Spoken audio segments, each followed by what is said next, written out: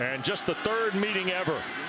They're going to hang this up short, and it's going to be played on the hop by Roderick Daniels. He's going to take off for the far side.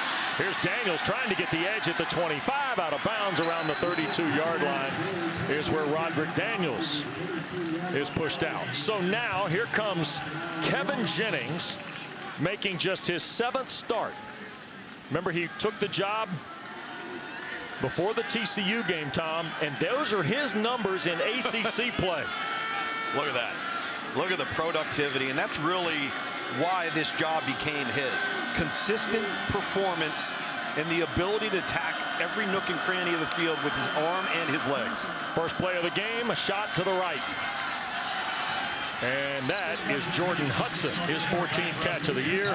He's had 10 grabs for 100 yards in their last 4 ball games coming in. So Dana mentioned to Coach Rhett Lashley about the absence of R.J. Maryland, and it is a big loss from a matchup standpoint, but this team really disperses the ball all across the field. There's plenty of weapons for SMU. And here's the bounce out, and Brashard Smith's first carry of the night. There's a flag thrown, and that is Alex Howard making the tackle. There is a flag. And Brashard Smith brought down around the 38. And we will visit for the first time tonight with Mike Roach, the referee, as assigned by the Atlantic Coast Conference. Personal foul, face mask, defense number 3. 15-yard penalty, automatic, first down. Alex Howard here, you see in pursuit. He's chasing, and when you reach like that and you reach high, you put yourself in jeopardy of committing that foul. It's a good call by the officiating crew. And again, great effort. Just get your hands down. And now you got great field position for SMU on offense. Off the Duke 47. Jennings slips it on the perimeter. Around the corner goes Brashard Smith. And inside the 35 toward the 33, and another SMU first down. Terry Moore and Trey Freeman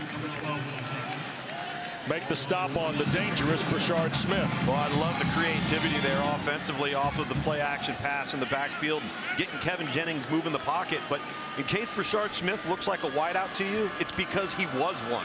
And that's what makes him so versatile in this offense. He'll line up in the backfield, as a tailback, as a slot, and even on the outside. Matthew Hittner, who we think will take a lot of the load that R.J. Maryland had, is lined up as an H-back to the right here for 1st and 10. Smith through the gap. Will pick up right about 3, maybe 4 on the play. Got tripped up by Wesley Williams. He's one of those guys on the front 4, redshirt sophomore. There's Hittner, 88. The Mustangs in a little tempo move here.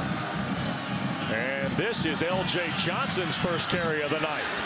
Inside the 25, close to a first down, and we'll get the first third down of the night on another Wesley Williams tackle. And here's SMU running up to the football. They're going to go fast-paced, and they're going to force Duke to play with the personnel they have on the field here on 3rd and 1. Duke is first in the ACC, 7th nationally, defending 3rd down. Here's Johnson, and he will have the first down to the 21. Ozzie Nicholas, transfer from Princeton, makes the stop for Duke. There's a look at one of Luganville's favorite players in the SEC, in the ACC rather. RoboCop, the erector set, Iron Man, call him whatever you want. This guy's got a brace for every limb. He plays his tail off. Oh, he may not be as smooth and fluid as you'd like, but it's probably because he's put together with metal and, and chains. And he's your typical middle linebacker. I love him. There's a first down play. Jennings will keep it this time. Kevin Jennings to the 15. Pickup of 6 on first down. Jennings comes into the game, by the way, the 2nd leading rusher for SMU at almost 300 yards on the year. Yeah, and a lot of that stuff is improvised plays after the initial play has broken down. Some of it's a designated run, as we saw right there, as SMU is off to a hot start for the 2nd week in a row. Red zone opportunity for the Mustangs. Straight away, Brashard Smith will make it 1st and goal. Nicholas makes the tackle, by the way. Playing in his 33rd career game tonight. So now SMU, who is 7th in the ACC, this is their 7th possession in conference play, Tom. They've had 4 touchdowns, 1 field goal, and 1 turnover in their previous 6. Hittner is the tight end to the left. 1st and goal. And here goes Jennings again to the 5 and knocked out at the 4. So take me through. No R.J. Maryland, who's a red zone target. Sure. The run game with Brashard Smith is strong, and now Has Red Lashley just uncorked another valve in his offense against Manny Diaz's group here on this opening possession with Jennings' run game? Yeah, I think that, and I also think the fact that SMU is huddling. Look at, they're huddling. And a lot of this is because these staffs, as we mentioned, are so familiar with each other. Sure. They know the signals. They know the pictures on the big signs on the sideline. They want to try and keep things close to the vest here, so got Duke on their heels a little bit. The tight end, Hittner, and Hudson to the right. And then you've got Jake Bailey and Keyshawn Smith to the boundary side, and now an SMU timeout. Called by the SMU bench. takes its first time out of the half. So it'll be a 30-second timeout. And 4 minutes and 13 seconds gone in this opening period. Rhett Lashley wants to talk with his group here before 2nd and goal. You know, going back to what you had asked in relationship to how SMU is attacking this Duke defense, the big guy in the red zone will now be Jordan Hudson. That's going to be your go up and catch it. They got a one-on-one jump ball situation. That's number 8 because they don't have R.J. Maryland. The loss of R.J. Maryland, the reason why it is so critical is you have to determine defensively how you are going to treat him. Were you going to treat him as a wide receiver and be a nickel defense with an extra defensive back? Were you going to treat him as a true tight end and you're going to stay in base? The problem is if you stay in base and they motion him out or he shifts to one side of the formation, you may be stuck walking a linebacker out on him. So you no longer have that luxury now if you're SMU on offense with the absence of R.J. Maryland. So you got Stone Eby and Matthew Hittner. They're locked up to the left on this formation. And in the pistol is L.J. Johnson. And the ball popped loose, and Duke's got the turnover. A little mix-up on the handoff with Kevin Jennings and L.J. Johnson, and Ryan Smith comes up with the Duke recovery. A veteran player, grad student in his 51st game, makes the game's biggest play so far. Well, number 40, Ryan Smith, just connects with the mesh point right there and puts his left hand and fist right on the ball in the gut of L.J. Johnson. And that looked like a scenario where L.J. Johnson wasn't quite sure he should have been taking it and maybe wasn't quite sure if Kevin Jennings was going to pull it because neither one of the two players looked sure on who should have the football. So Ryan Smith comes up with the giveaway by the Mustangs. His 2nd fumble recovery in as many games. And here is Maalik Murphy and the Blue Devils from inside the 10, and a long shot to the far side. That's Pancol. The catch slung out of bounds at the 20. That'll be a first down. 12-yard throw, and right away you see the big arm from the young man from Inglewood, California. Yeah, make the gimmies. Make the automatics automatic, which is exactly what he did right there. Nice little curl route to the top. Wide open, play, pitch, and catch. And the first down give, Star Thomas. Cuts for about 3, maybe 4 to the 24. And Isaiah Wachovia, the junior from Skyline in Dallas, comes down from the safety spot to make the play. This is a hard tackling, pretty good defense that Scott Simons has got for SMU against an offense that won last week with less than 200 yards. And here's Murphy, fumbles the snap, going to pick it up, and he got pulled down. And that was Jared Harrison Hunt, who reached out and got Murphy by the shoe tops to get him on the ground. Third down now. Yeah, big 3rd down coming now, and it's this football team in Duke offensively is 16th in the conference on 3rd down.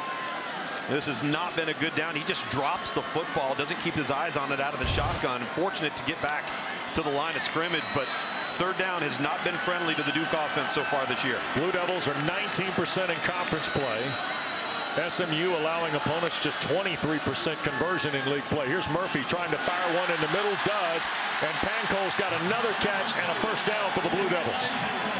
Wachovia makes the stop, but Eli Pancol in his 52nd collegiate game, Tom, has picked up catches 26 and 27 here in the first drive. Really nice job there, just settling into the void of the zone defense. And the Blue Devils a little bit of tempo. Another throw on the perimeter. Pancol again sneaks up the far side. That'll be a gain of about 7, almost 8 on the play. Well, Jonathan Brewer, the offensive coordinator at Duke, he told us, he said, listen, they're going to be in zone defense. We got to pick our spots, but really what we got to do is pick them apart underneath, hit the easy ones, and then when we have an opportunity to see them tighten up, take a shot over the top. 2nd down and short. Murphy. Long ball and overthrows Jordan Moore. There's a marker on the play. This could be against Brandon Crossley in coverage.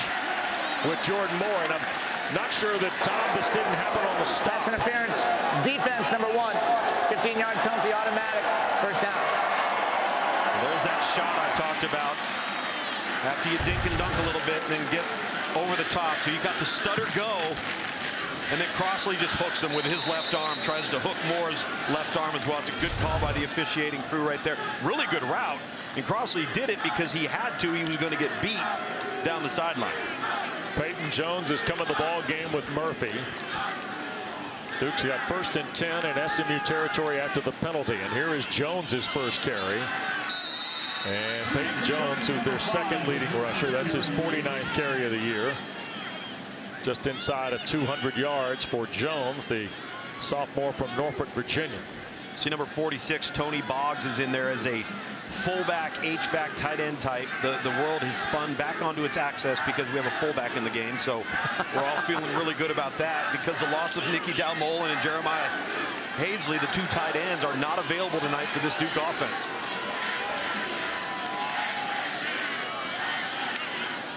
Second down for Murphy. Going to take another shot, this time looking downfield. That's Brown, and he can't haul it in. Quayshawn Brown, the redshirt freshman, defended by Ahmad Moses. Well, we've seen 2 really good battles downfield in the throw game. Yeah, and it's tough, you know, on a vertical throw to a guy like Quayshawn Brown, who's only 5'8". You want to try and throw that over the top and let him run underneath it. It's not bad coverage. Good effort by both players. Just a little overthrown from Maalik Murphy. Brown comes out of the game. You get a look at Moses. 3rd and 11 now for Murphy and the Blue Devils. Straight drop, pressure coming, and flips it out on the perimeter. That's Thomas. He'll be tackled at the 40. Nice play by Kobe Wilson, the linebacker. He and Wachovia are both in the neighborhood there to get Star Thomas on the ground. That's a fantastic job by Kobe Wilson because he's coming off the edge and he sees the screen. He tries to jump up and bat the ball and then gets on his horse and finishes with great effort to make the tackle, cause a 4th and 6 here. Blue Devils 4th and 6. In plus territory. I like it. Yep. They know against this SMU offense, they have got to maintain possession of the ball and get points. 3 to the field, 2 to the boundary from Murphy here. Here comes the pressure. Quick throw back across the middle, broken up. Trying to get it to Samir Hagans, and Moses was there again defensively for the Mustangs. For their 2nd visit ever to the Duke campus. Nothing on the first down give to Brashard Smith. Rhett Lashley, I think the silo mentality week to week's been pretty valuable to his team, Tom, in that light. Well, his team's done a remarkable job of focusing on what's in front of them each and every day. They haven't gotten ahead of themselves. They haven't been caught reading their press clippings. They just play smart football and they handle each and every game as it comes. 2nd and 10, pressure coming from Smith, and a catch by Bailey, incomplete. Here's the ruling at the 47-yard line of Duke. Jalen Stinson starting for the 39th time in 57 games there to make the play. This is close for Jake Bailey. It just comes out of his outstretched fingers. And now again a big 3rd and 10. Duke on defense only allowing 27% of the opposition's conversion on 3rd down, tops in the ACC. Yep. Conference play, it's even better than that. Here's another throw to Bailey, trying to ride a block here to the near side. He'll be tripped up at the 45. Play made by Kamari Robinson and Chandler Rivers, both down there for the Blue Devils defensively. And we're going to get our first look at Isaac Pearson, the Aussie, to punt the ball away. Quayshawn Brown deep to receive the punt. SMU goes 3 and out on their 2nd try.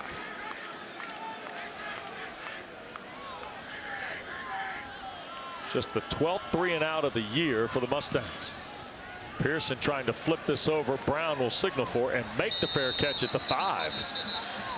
So Maalik Murphy and Duke start deep in their own territory. We're still 91-92 national champions for Mike Krzyzewski. Here's Duke off its own 5. And a pick up of 5 for Star Thomas, Dana. There's a noticeable effort from head coach Manny Diaz when Quayshawn Brown comes off the field. He's encouraging him. He says, keep running. They can't catch you, especially with the limited, uncertain availability of Georgia Moore. They're going to need him to make plays tonight. Yeah, we didn't know how many snaps we'd see Moore. Well, he's already garnered 1 defensive pass interference, so his presence out there has got SMU's attention. Yep.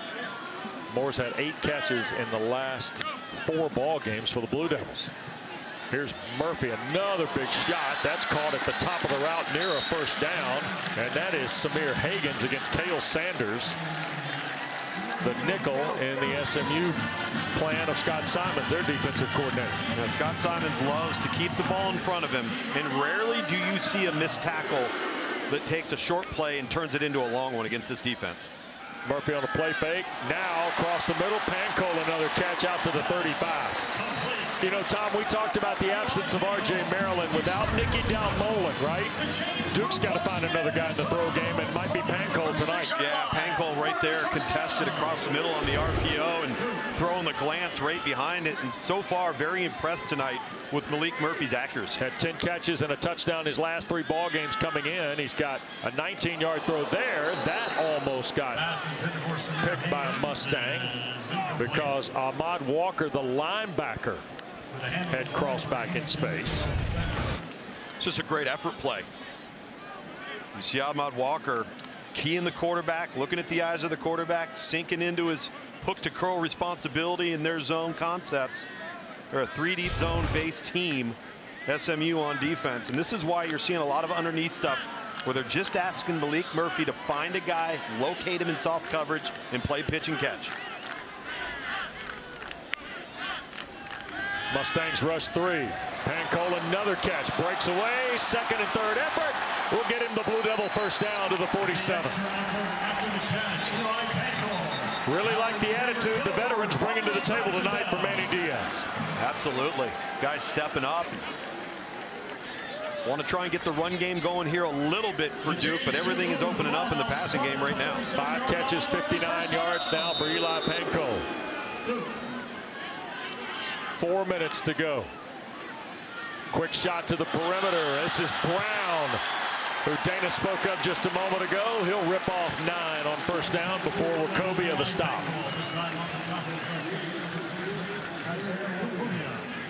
And Duke going to huddle here. They talked about that with us this week. Jonathan Brewer, the offensive coordinator, again, not wanting to divulge signals and signage on the sideline, things that they're aware of. Now with the radio and the helmet and the communication, they can eliminate some of that espionage. 2nd and 1. Here's Murphy. Hit as he throws, incomplete, and he almost threw another one to Walker there. It was Wachovia who was routing around into the Duke backfield to get a shot at Murphy from his safety spot here, Tom.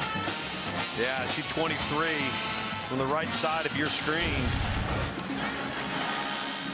He's going to come off the edge late, and the back's late to get to him. Gives a nice effort. But still, Wachovia able to affect the arm of Maalik Murphy. You know, we met Maalik Murphy's father in the elevator coming up from the field, and he said, hey, he goes, Luke, what does my son need to do tonight? And I said, don't miss the layups. Yep. And so far, he's making the layups.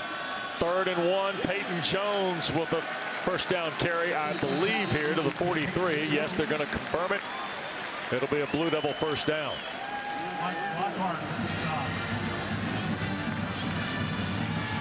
I like this game plan so far for Duke. They've got SMU guessing a little bit because you're seeing a little bit of everything. You're seeing the quick screen game to the boundary, the quick screen game to the field. We're throwing the underneath slants and the RPOs and the hitches and the dink and dunk stuff, methodically moving the ball through the air. Murphy's also stayed away from the other way. Absolutely. The throw that gets him in trouble. Gets him in trouble and missing open guys. He hasn't done that tonight. So off to a good start with this offense. Pressure coming. Murphy going to take the shot. Here's Brown on a blur. Caught it. Touchdown, Duke.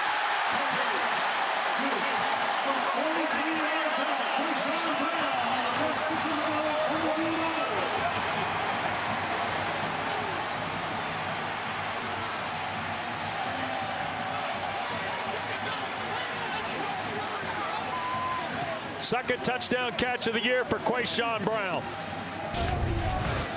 You're going to see right there, he's in the slot. and he's just going to run by on the fade. And this is exactly what Dana was talking about when she heard Coach Manny Diaz right there telling him, just keep running. They can't run with you. Keep running. That time he does. Maalik Murphy drops it in the bucket. 9 plays, 13 yards, or 9 of 13 is Murphy for 123 and a touchdown. It's a 9-play, 95-yard drive in 3:07, and Quayshawn Brown. Just keep running, Quayshawn. He ran right in to a touchdown. Duke on the board first tonight on ACC Network. Yep, off the edge. Yep. So rewind that back a little bit. So just pause it for a sec. Durham and is proud to call the Bull City home. Please join Learfield General Manager Pat Strecco and all right. Can you run it for me real quick one time? Just want to see where the other guys are going. Perfect, perfect. Now would you like a chance to catch a free Grub t-shirt tonight? Yeah. Longest drive of the season, too. For the year for the Blue Devils. Career-long catch for Brown, 43 yards. Duke's taking a 7-0 lead on SMU, and Ryan Degansky will kick it away. No return from Brashard Smith, and SMU going to scrimmage from its 25. Maalik Murphy and Quayshawn Brown comparing notes. This is a really nice job right here. SMU is going to come off the edge right there. They're going to go safety to the middle, and now you've got this one-on-one. That's Cale Sanders at safety and Quayshawn Brown for the inside fade right here, and there is no safety help that should scare Maalik Murphy away from making this throw. It's an easy one-on-one, drop it in the bucket. That time Quayshawn Brown takes off, turns on the jets, and it was really the perfect play call versus the pressure that SMU wanted to bring. And here go the Mustangs now trying to answer the Duke call. Brashard Smith with 6 yards on the first down carry. Jalen Stinson the stop of Brashard Smith.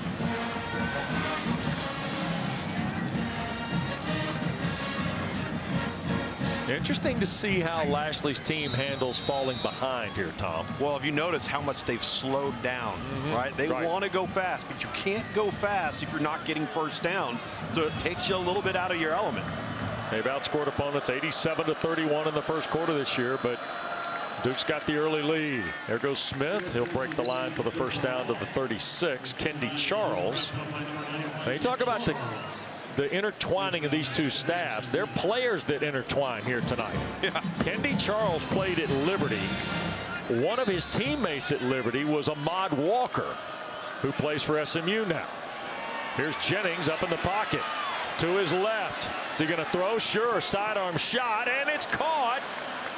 And that is Quayshawn Smith, and I believe is a catch at the 42 of Duke. A little bit of discussion going on here.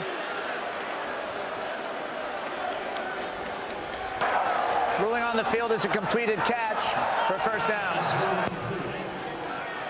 We're getting a couple looks here, Lugs. Yep. Previous plays under further review. Is that a toe drag on a 23-yard grab by Quayshawn Smith? So it looks like we've got a toe drag, but then we have to make sure he's completed the act of the catch and secures the football prior to hitting the ground. That ball bobbling loose a little bit in the carriage there. Take a look at what this review is going to reveal. Take another look right here. So he's dragged the toe, it appears. And did he secure the football? I think that's going to be tough to overturn. Catch on the field was the call. Correct. There's the left toe, I think. Yep. And yes. It's kind of got the ball through the catch, right? That's a catch. Yeah. Yep. That was some kind of play by Jennings and, by the way, Quayshawn Smith. Fantastic. I mean, Kevin Jennings is rolling to his left as a right-handed quarterback and had to square his shoulders to get that ball out of his hand with some zip, some power. That's a tremendous effort by Quayshawn Smith on the sideline. Not surprising. A lot of guys on the Duke bench thought it was incomplete. After further review, the ruling on the field stands. Will be first down. There you go. By the way, very efficient on all ends by our officiating crew. Of course, the folks at the command center in Charlotte. Well, that wasn't an easy call to make on the field, though. You know, because you're so close to the sideline and you're trying to see the feet, but you're also trying to see the act of the catch. So from the Duke 42, Jennings is 4 of his first 5. That's Bailey through the formation. Pressure coming. Jennings runs to the right. And there's Matthew Hibner with the catch and down the far sideline for another Mustang first down. So there is Matthew Hibner, who played 28 career games in Michigan and had a grand total of 2 catches. Now, he does have a national championship ring and all the gear, but that's his 3rd catch of the year for the Mustangs. 16-yard play, and now Brashard Smith trying to find a path in the run game here, and that will take him near a first down. No, this is the 3rd time we've had SMU, and on 2 previous occasions, Rhett Lashlee, the head coach, unsolicited, brought up Matthew Hibner's ability level and the fact that people just haven't seen it because of the offense at Michigan, right? And that he wasn't that type of guy. And now we've got the injury to R.J. Maryland. You're now going to see a healthy dose of Hibner, clearly a capable athletic pass catcher. By the way, he's from Northern Virginia, went to Lake Braddock High School. Went to Ann Arbor, played for Harbaugh, won the title, and now in Dallas for Lashlee. And he was a coveted guy in the portal, Ludes, from all accounts. Very much so. 6'5", 251-pound tight ends. Yep. We'd like to have a couple of those. Straight away, this is Daniels, Roderick Daniels' first carry of the night. We've seen L.J. Johnson, Brashard Smith, and now Roderick Daniels in the run game. It'll be 2nd down. Yeah, Rhett Lashlee just goes into the SMU garage and he pulls off the Swiss Army knife off the wall of what he wants to use each and every play, because that's the end of the first quarter. Because Daniels is going to Johnson with Kevin Jennings. 2nd down inside the Duke 10. Here goes Johnson. And a flag is thrown as he's taken down by Nicholas. This is in the neighborhood of a hold, too. Let's see what Mike Roach and his crew have come up with. Personal foul, face mask, defense number 45. Penalty been forced half the distance to the goal, includes an automatic first down. They got to understand, Luganville was a quarterback, folks, in his day, but he has great respect for throwback linebackers, and this guy's one of them. Certainly is, and you see him just pull again, just like we saw earlier with Alex Howard. If you go high, you're just subjecting yourself, and you start grabbing to a foul. 1st and goal after the penalty. Here's Jennings to his right, and he'll throw, and Hibner almost made a heck of a catch with Freeman defending. That's a pretty good matchup, by the way, with Matthew Hibner and Trey Freeman, who is terrific at linebacker for the Blue Devils. Trying to hit Hibner out here in the flat. He tries to turn it up and make something happen. There's nowhere to go with the football. I like the intent there with the throw, because you got a 6'5" tight end versus a 5'11" defender, so it's not an overly risky throw. It's either going to be incomplete or it's going to be a catch. You live to play the next down. Probably the same window he would have thrown it to Maryland. Absolutely. Yep.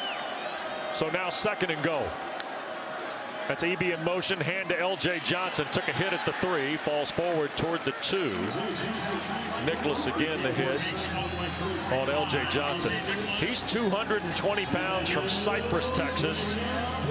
Brashard Smith, 196 from Richmond Heights, Florida. Yeah. Different customer depending on who's carrying the football. Well, they've got some thunder and lightning, and that's one of the reasons why Johnson's in the game right now. You're running this, Tom? I would run it, but I think it's going to be. I think they're going to take 2 downs here. They don't get this. I expect Rhett Lashlee to go for it on 4th. That's Hudson in motion. Here goes Jennings to the right. He'll turn it up and get knocked at the 1.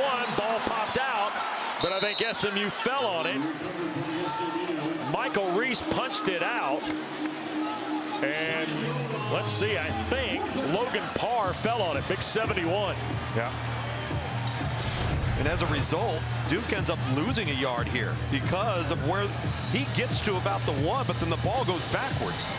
Boy, that was out, too. That was out. Very, very fortunate. That's twice now you've had a loose ball. 1 loss on the first series for SMU and a narrow loss there. Stone Eby's come in. He's the fullback. Brashard Smith, tail of the eye. There's a pitch to the far side. Foot race. Stinson hems up Smith. Took a shot. Falls into the end zone. SMU touchdown for Brashard Smith. Wow. What a play on both ends.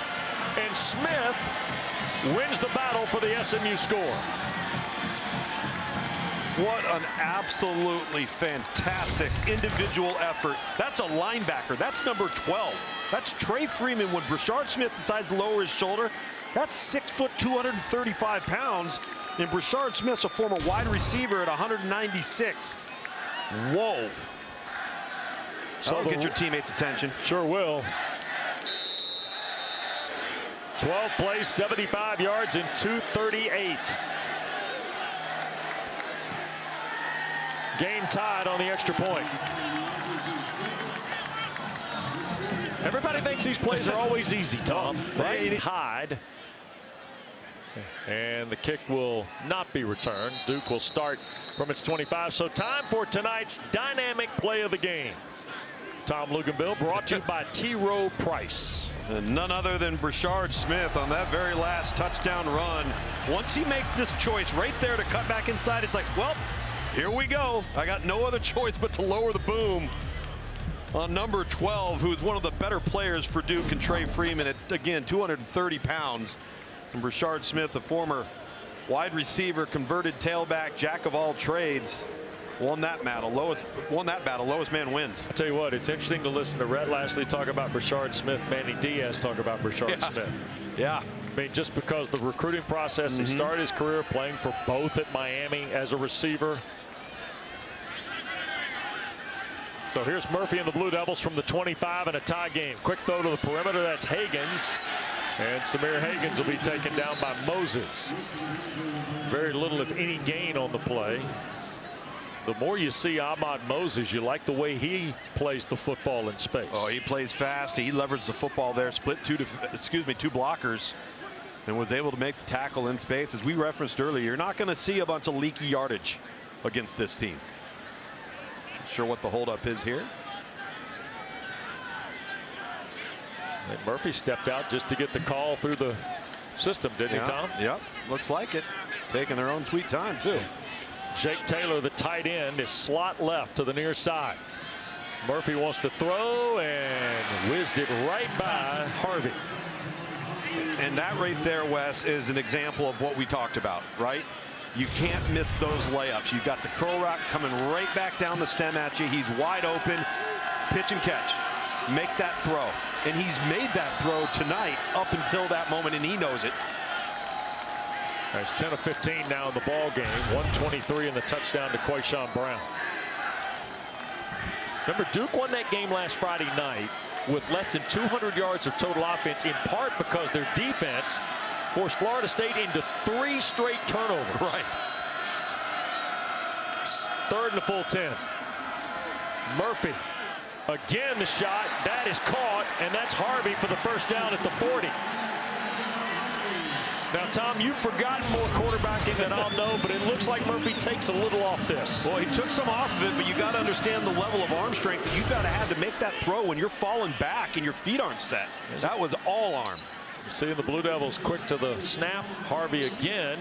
Interesting, too, that Jonathan Brewer started Pancol early, got him rolling, and now all of a sudden it may be Javon Harvey's time. The transfer from Old Dominion. Second down. And Star Thomas. Run game's been a little quiet. Thomas got flipped over. Moses down again from the safety spot to make the play on the New Mexico State transfer. Ahmad Moses may only be about 5'10", 200 pounds, but he plays like he's 6'3". He'll insert. You see him low right there on Star Thomas.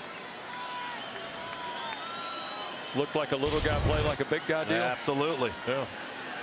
Now, I think one of the things, too, as it relates to this Duke passing game, at some point or another, Scott Simons, the defensive coordinator at SMU, is going to have to start pressuring Maalik Murphy. He's going to have to come after him a little bit, dial up a couple of risks to get him off center. 2-by-2 look for Murphy. Another quick shot, way off target that time, looking for Harvey again. There were white shirts around him, too. Yeah. Crossley, the corner was right there. You know, Crossley's involved in a lot of these targets. And again, just thrown over the outstretched arms of Harvey. If you stick it on him, you probably got a catch there. Instead, we got a punt. Reynoldson, the freshman punter from Queensland, Australia, the top rookie punter in the ACC and one of the best in the country, Tom. Averaging 44.5 to his right. And going to try and flip this over inside the 20. And that was Daniels who came up to make the play. A fair catch and trap on the catch. You decide at home here. There's the fair catch, and then you're going to see some contact with his right knee of the cover player. Yep. That is 23. Diakite. Here's SMU off the 15-yard line. Jennings, a shot here to the near side. There's Matthew Hibner for 5. Stretches it out for 8.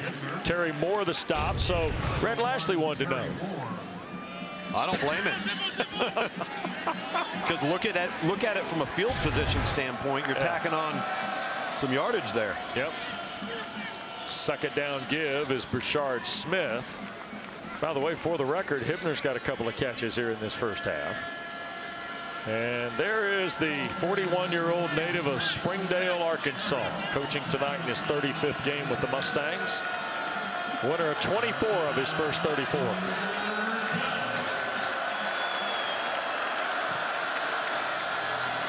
And now 3rd and 1. Keep an eye on Jake Bailey, Tom. He always seems to find a way to be around the football for SMU. Gonna go straight ahead. Brashard Smith, first down run. Banged right into Nicholas, and there is Cam Bergeron as well. Senior from Westover High School, Albany, Georgia, who's playing in his 41st game tonight, and Manny Diaz went on and on and on about Bergeron. Well, really, Bergeron, Trey Freeman 12, and Alex Howard 3, just because they're all interchangeable. They can play Sam, they can play Will, they can play in the middle.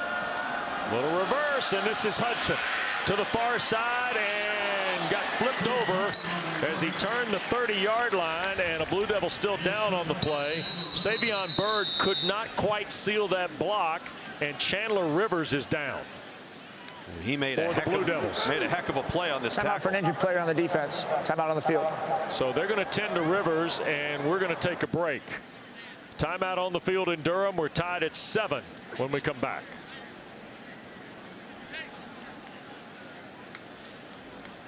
Hit too, because he went low. Full blast right here. Right to his noggin. Coconut got rocked. So in this particular case, Ben, I have noticed that they could potentially, Tom, move Stinson to corner and bring Stone in to play the rover. Correct. Okay. Or Kamari Robinson just goes in the corner. Oh yeah. That's worse than I thought. That's not good. By the way, have you guys noticed that these uniforms are like they're the same team just playing in an inter-squad scrimmage? Yep. Yeah, right? Actually, you know what I wanted? I actually wanted somebody to wear a different color helmet tonight. Yeah.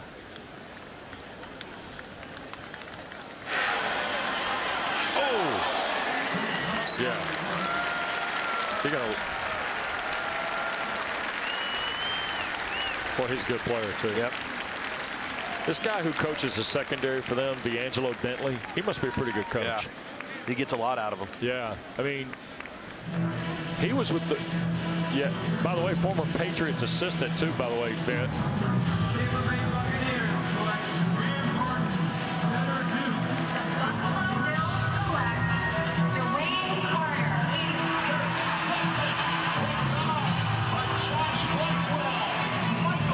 Blackwell, Atlanta, Georgia, played at the University of Beaufort.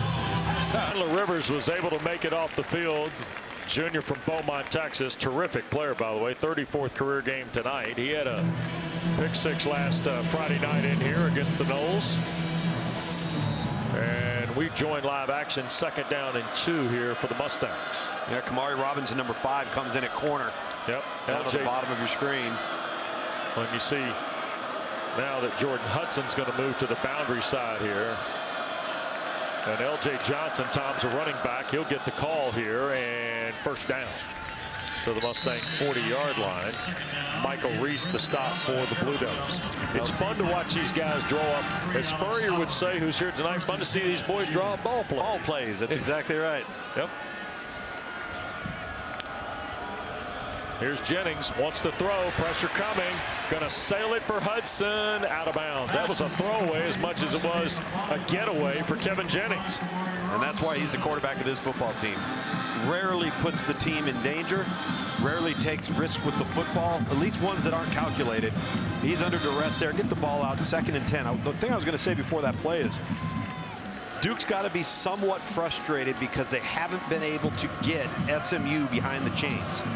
SMU stayed ahead of the chains. That's limited the tackles for loss and the disruptiveness that we talked about with this Duke defense. 2nd and the full 10 after the incomplete pass from Jennings. Play fake. He wanted to shoot it. Now he's going to tuck and run. And this is where Kevin Jennings can get you too. That's a first down. Slung out of bounds on the far side by Ryan Smith. 12-yard run for Kevin Jennings. We saw him run it in their opening drive tonight. Not much sense. Well, you see the front door open up, and he decides to take it. And you know that's part of the read now with the mobile dual threat quarterback. 1, 2, you don't like it, run. First down give. Here's Brashard Smith weaving into the secondary. Picks up 9 on the play to the 39. Deshaun Stone, very talented redshirt freshman from Asheville, North Carolina, makes the play. Look at Brashard Smith. He is a slippery rascal. Look at him. I mean, Here's Smith. No, fake, play fake. Is that ball picked? It is. It's intercepted by Terry Moore, but there's a flag on the play.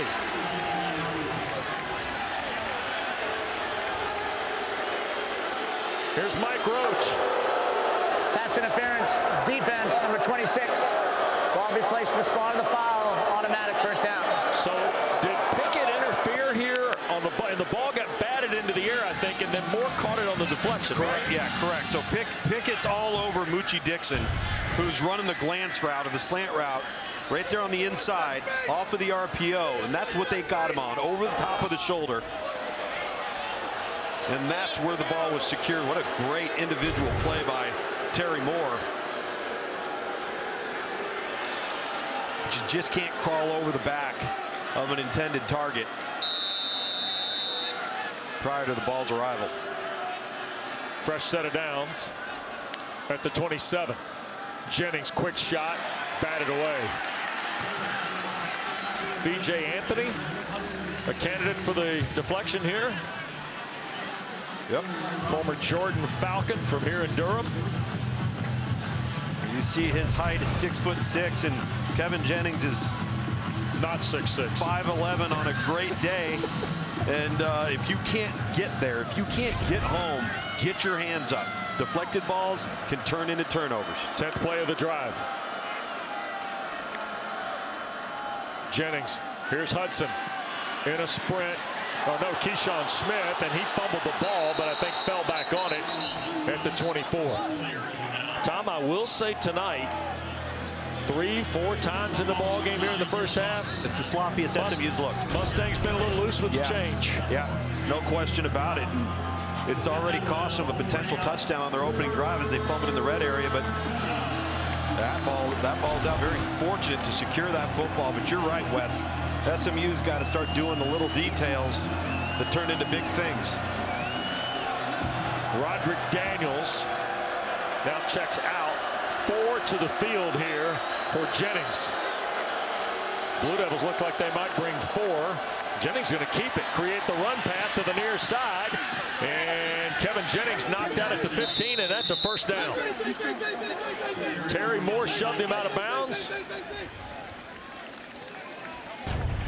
Tom, one more than you can block, right? One more than you can block, and then what they did is they motioned one of those 4 receivers to the top. It was Stone Eby, 44, and he ends up leading through the B gap, the gap between the guard and the tackle, as the lead blocker for the quarterback. Well-designed play by Rhett Lashley. So now at the 16, third red zone possession of the night for SMU. They turned it over in their first one, got the Smith touchdown run on the second try. And in the tie game with 6:20 to go, Brashard Smith picks up a couple to the 14. VJ Anthony the stop for the Blue Devils. And two teams that can get a little wide open east-west offensively. Yeah. The red zone kind of constricts what they want to do on the perimeter. Well, that's the thing, is you start running out of real estate, right? And there's less carpet to defend for Duke defensively here.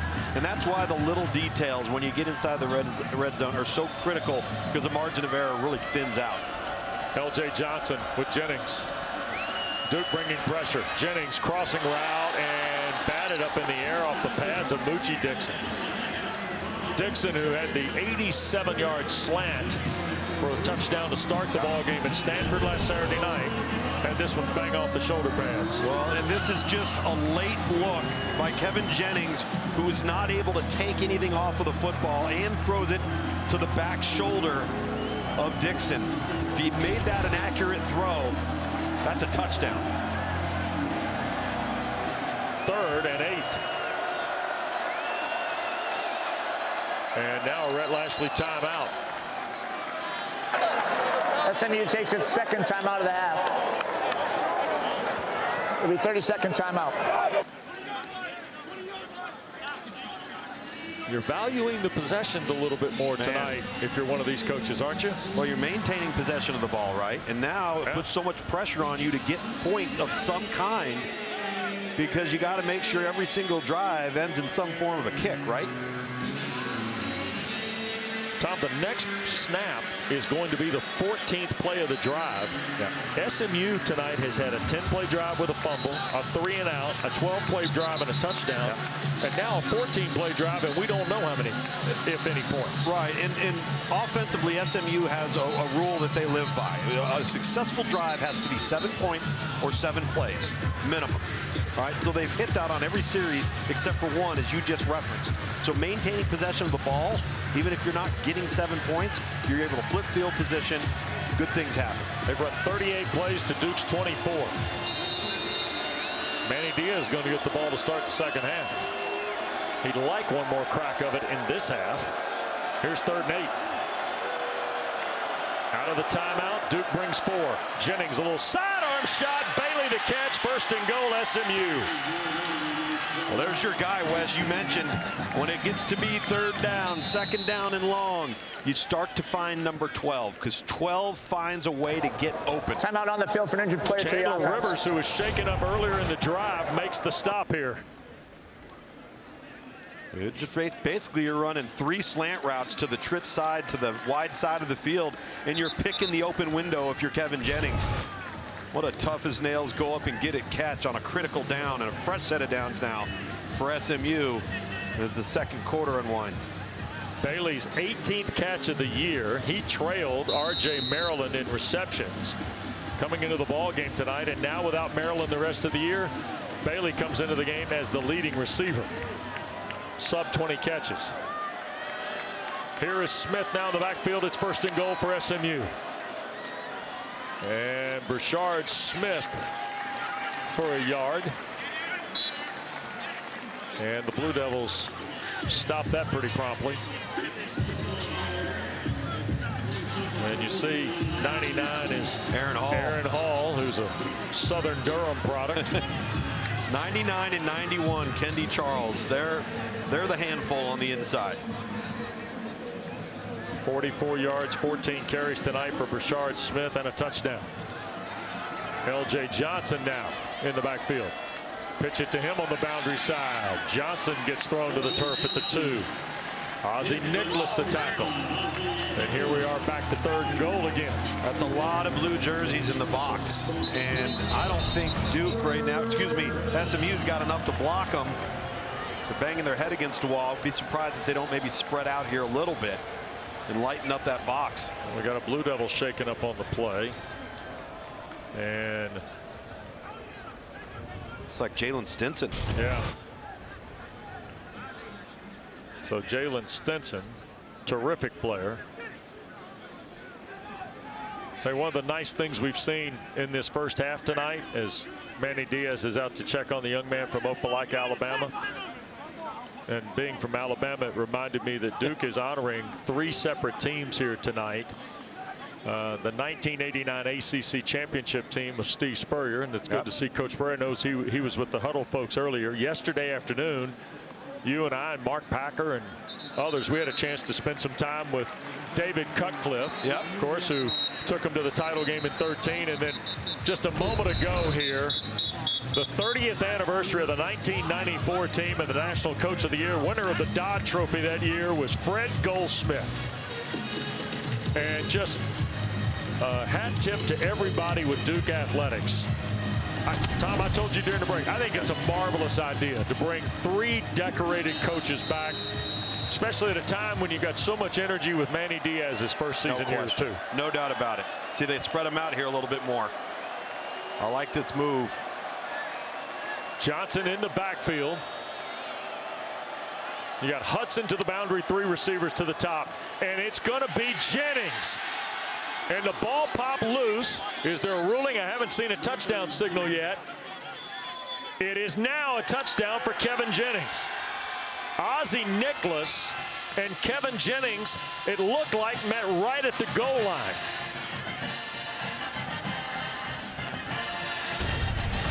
Once again, getting loose with the football is SMU, and this ball pops out right there. In fact, he's not even in the end zone yet.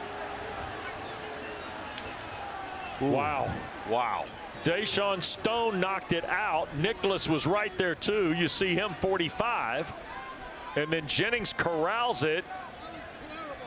Well, and look at Kevin Jennings lift his hip up and grab the ball. It's on the white, Tom, right? It's on the white there, but is he down? So he recovers it and lifts his lower body off the ground to leap into the end zone. Previous plays under further review. The ruling on the field is the runner recovered the ball in the end zone. So Mike Roach will hop on the headset. Take a look-see. So the question's not whether the ball's out. The ball is out, and the ball is recovered by Kevin Jennings.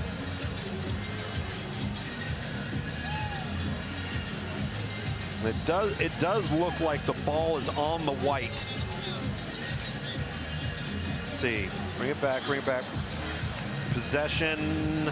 Now remember, they can cut these angles up in Charlotte and in the booth here in Durham and look at all the angles and show those to Mike Roach. So the ball right there on that white line.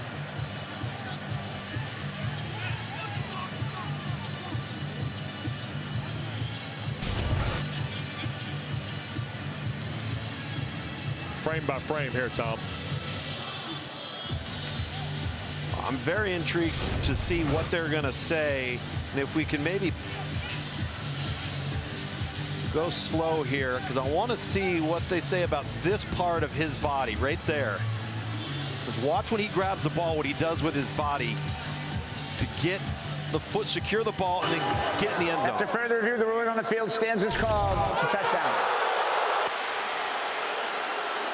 Longest drive of the season for SMU is 17 plays.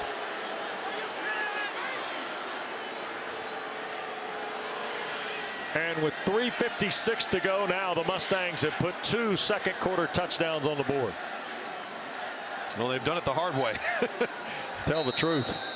Matriculating down the field. 85 yards and 7:02. And the point is good from Colin Rogers to give the Mustangs a touchdown lead. We're truly playing the game of inches tonight, aren't we? You know, normally, you know, this is what you want to say. Okay, well, let's make them earn it. Let's make them go down the length of the field, because the more plays they got to run, the more opportunity there is to make a mistake. You're eventually going to screw something up. And that hasn't been the case, aside from SMU's inability to secure the football consistently, regardless of who the ball carrier has been. From an execution standpoint, it's been just about flawless for SMU here in the second quarter. Yeah, Mustangs have put back-to-back touchdown drives together. Brashard Smith, the first score. Kevin Jennings, the rushing score there. His 3rd of the year. You see him talking to De'Aaron King. the quarterback coach for Rhett Lashley, who not that long ago was a terrific playmaker in his own right. Talked to him in pregame warm-up. I remember broadcasting his very first game at Houston. He was playing wide receiver as a true freshman. How about that? Yeah. And out of the end zone, here comes Peyton Jones. And Jones is taken down just shy of the 20-yard line, so that's where the Blue Devils are going to start. Well, and now a flag thrown in late here. Quick reminder to you, the fall championships start next week. Actually, later this week, cross-country championship November 1st.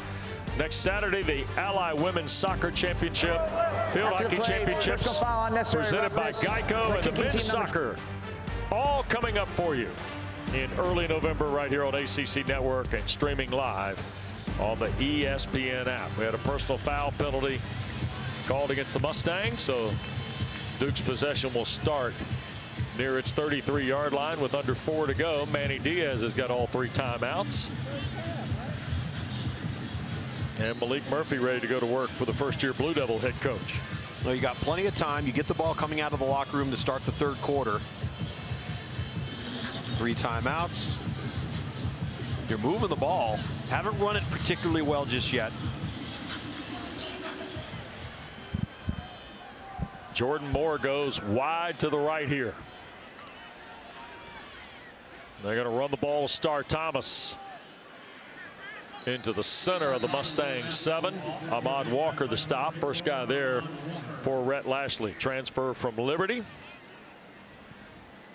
Not called Kobe Wilson's name much tonight, Tom, the linebacker from outside of Atlanta, who's their leading tackler coming in. A couple of times early in the first quarter, but you're right, it's been relatively quiet.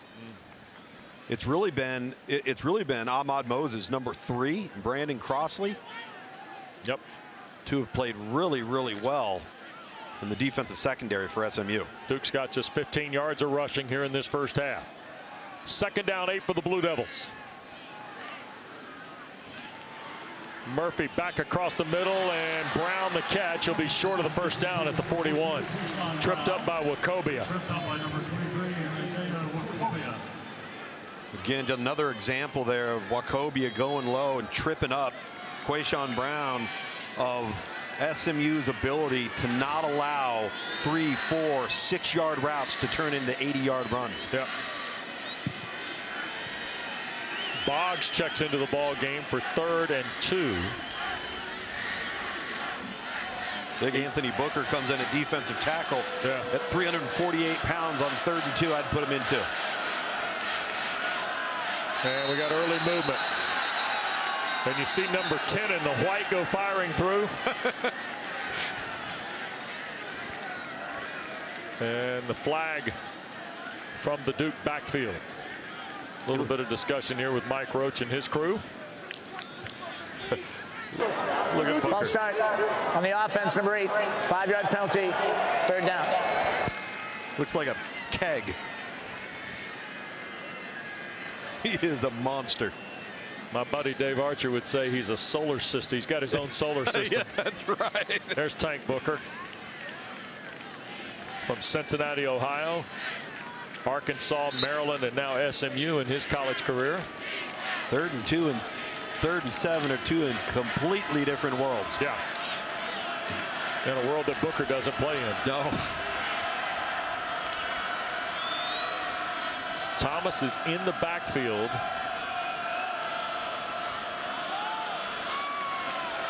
Get careful here. You're running out of time. And is Manny Diaz going to call a timeout? That's a 2-minute timeout. The 2-minute timeout. That's what it did. Just under the tape, Tom, for the Blue Devils. Touchdown lead for the Mustangs when we come back.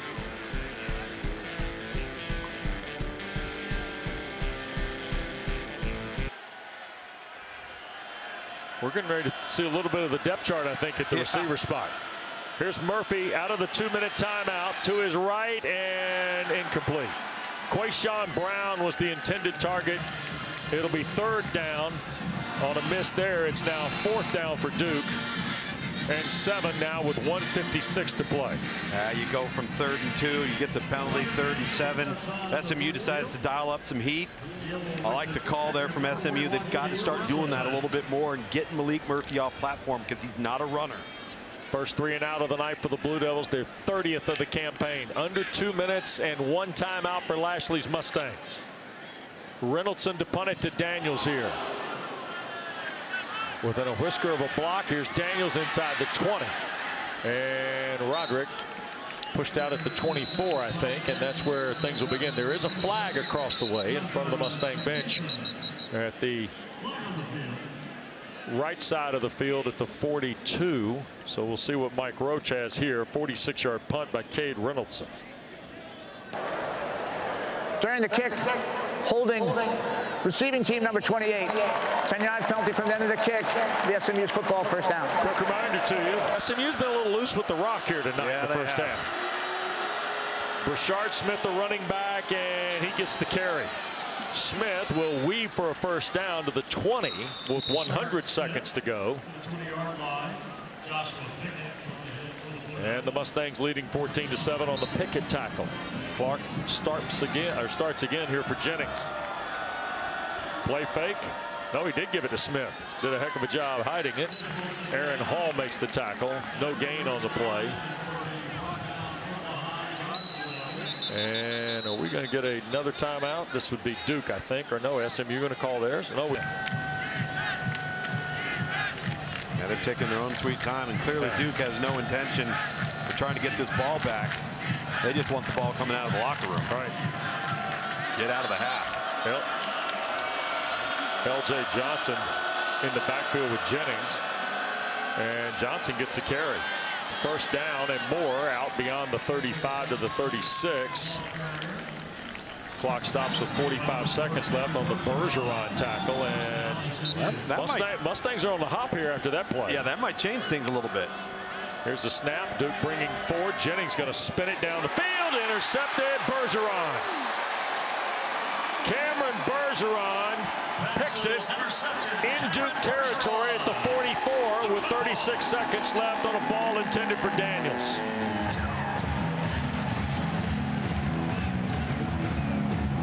Second turnover of the half on SMU. Yeah, and this time Cam Bergeron just runs the route for Daniels. Turns and runs, sees it the seam route. He quickly flips his hips back around, gets his eyes on the quarterback, and Kevin Jennings throws the ball right to him. So SMU ran 4 plays. Jennings throws the interception, and now here's Duke from its 44. And all 3 timeouts and 36 seconds left. And that's where Ed Lashley was talking to Kevin Jennings about it, put his arm around him on the sideline about understanding the value of the football in that moment. Let's see what Maalik Murphy has. Only the 4th interception of the year by the Mustangs. Murphy, long throw, batted in the air. Incomplete. Pass intended for number 8, Jordan Moore. Intended for Jordan Moore. Isaiah Wacobia. Right there to contest it and force the breakup. And that'll stop the clock with 31 seconds left. Don't forget ACC huddle at the break. Taylor and the crew will get you caught up on all the finals today. Cal a winner. Wake a winner late at Stanford. Carolina a winner at Virginia. The Hokies beat the Yellow Jackets today in Blacksburg to start our afternoon on ACC Network. Here's Murphy now scrambling from the pocket, and he will slide down before the first down with 25 seconds left and a Manny Diaz timeout. That's one of those moments where if you're Maalik Murphy, you've got to slide forward. Run on the field, runner was stopped short of the line to gain. Duke takes its first time out of the half. It'll be 30-second timeout. There are going to be those moments where you're either going to have to initiate contact, you're going to have to lower your shoulder, or you're going to have to dive forward as opposed to sliding. You see Manny Diaz calling the timeout. And he is talking to his senior analyst on the headset there. That is Rich Skrosky. who, Tom, came here and is a former head coach at the FCS level at Elon. Later worked at Florida International and some other spots. Most guys now have that guy with them, don't they? Absolutely. Yep. There's a look at Skrosky wearing the glasses. What a good football man he is, by the way. He's got his book. He's got all his analytics. They all got the book, man. We're going to get you a book from up here. Here's 3rd and short now after the Murphy slide. Duke's still playing with 2 timeouts. There's a quick throw just beyond the reach of Taylor, the tight end. The pass was intended for number 15, Jake Taylor. It is incomplete. 4th down and 2 with 21 seconds left. And I think the first-year coach knows they may have missed one there. Yeah, this is a layup here. You got to make this throw. Even if you just drop it in. I mean, throw some air under it. You got no flat defender getting in the way. And again, going back to that slide on 2nd down. Put him in this position now. That'd be 4th and 2. So 4th and 2 it'll be. Murphy to throw. And that ball's caught and dropped. Oh, my goodness. Harvey, I thought, had it. And then I thought he had recollected Tom at the 40 of SMU, but couldn't hang on. Well, Harvey thought he had a touchdown, and that's why he didn't secure the football first and foremost. Look at his head turn right upfield. He thinks he's off to the races. You gotta secure the football. Well thrown ball, right on the numbers. That one's not on Maalik Murphy. Well, we're struggling to get to the half here, aren't we, Coach? Are we ever? L.J. Johnson back in the ball game with Jennings. There's 17 seconds, and SMU's got a timeout. Colin Rogers' longest field goal was last week, 51 at Stanford. He's had a 55-yarder at Louisville. Jennings, this is Hibner the catch. And ball popped out again at the 41-yard line, and Duke's got it with 10 seconds left. Trey Freeman, I think, knocked it out and recovered it. My goodness. See Hibner trying to keep his feet. And that's just a flat-out takeaway from Trey Freeman. Yep. Number 12. One of the key cogs in this Duke defense. The linebacking core has been one of the best in this conference, and that's just a pure takeaway. And now Duke with the ball at the 41. 3rd turnover of the half for SMU. Rhett Lashley not happy on that SMU sideline, and I can see why. So here is Murphy now. 2 timeouts in 10 seconds, and stranger things have happened. Have they ever?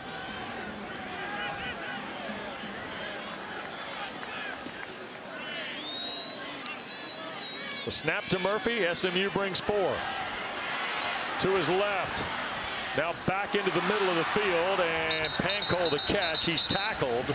They're going to spot it to the 48. That's a 1st down with 2 seconds left. Wacobia the tackle, and Duke's going to burn a timeout here and throw one in the end zone, I suspect. Timeout Duke, their 2nd timeout of the half. Be a full timeout.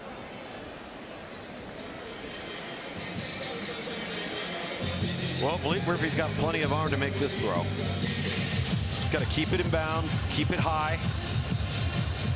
See what Duke dials up here.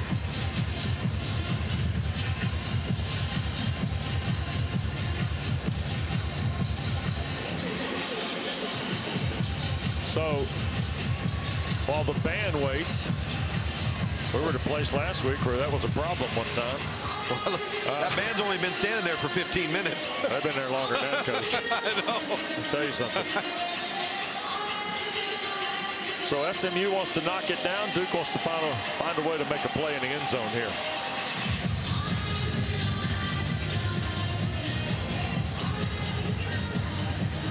You would think a team -3 takeaway giveaway, Tom, there'd be no chance they'd have a lead. No and question. SMU's got a touchdown advantage on this thing. They've actually been very fortunate that they haven't had 2 others because they've recovered 2 of their own fumbles. That's big Justin Osborne, who's got 50 career starts in college, going to the locker room a step early. 3 guys inside the 10 defensively, and now Rhett Lashley's going to use his last one. SMU takes its final timeout of the half.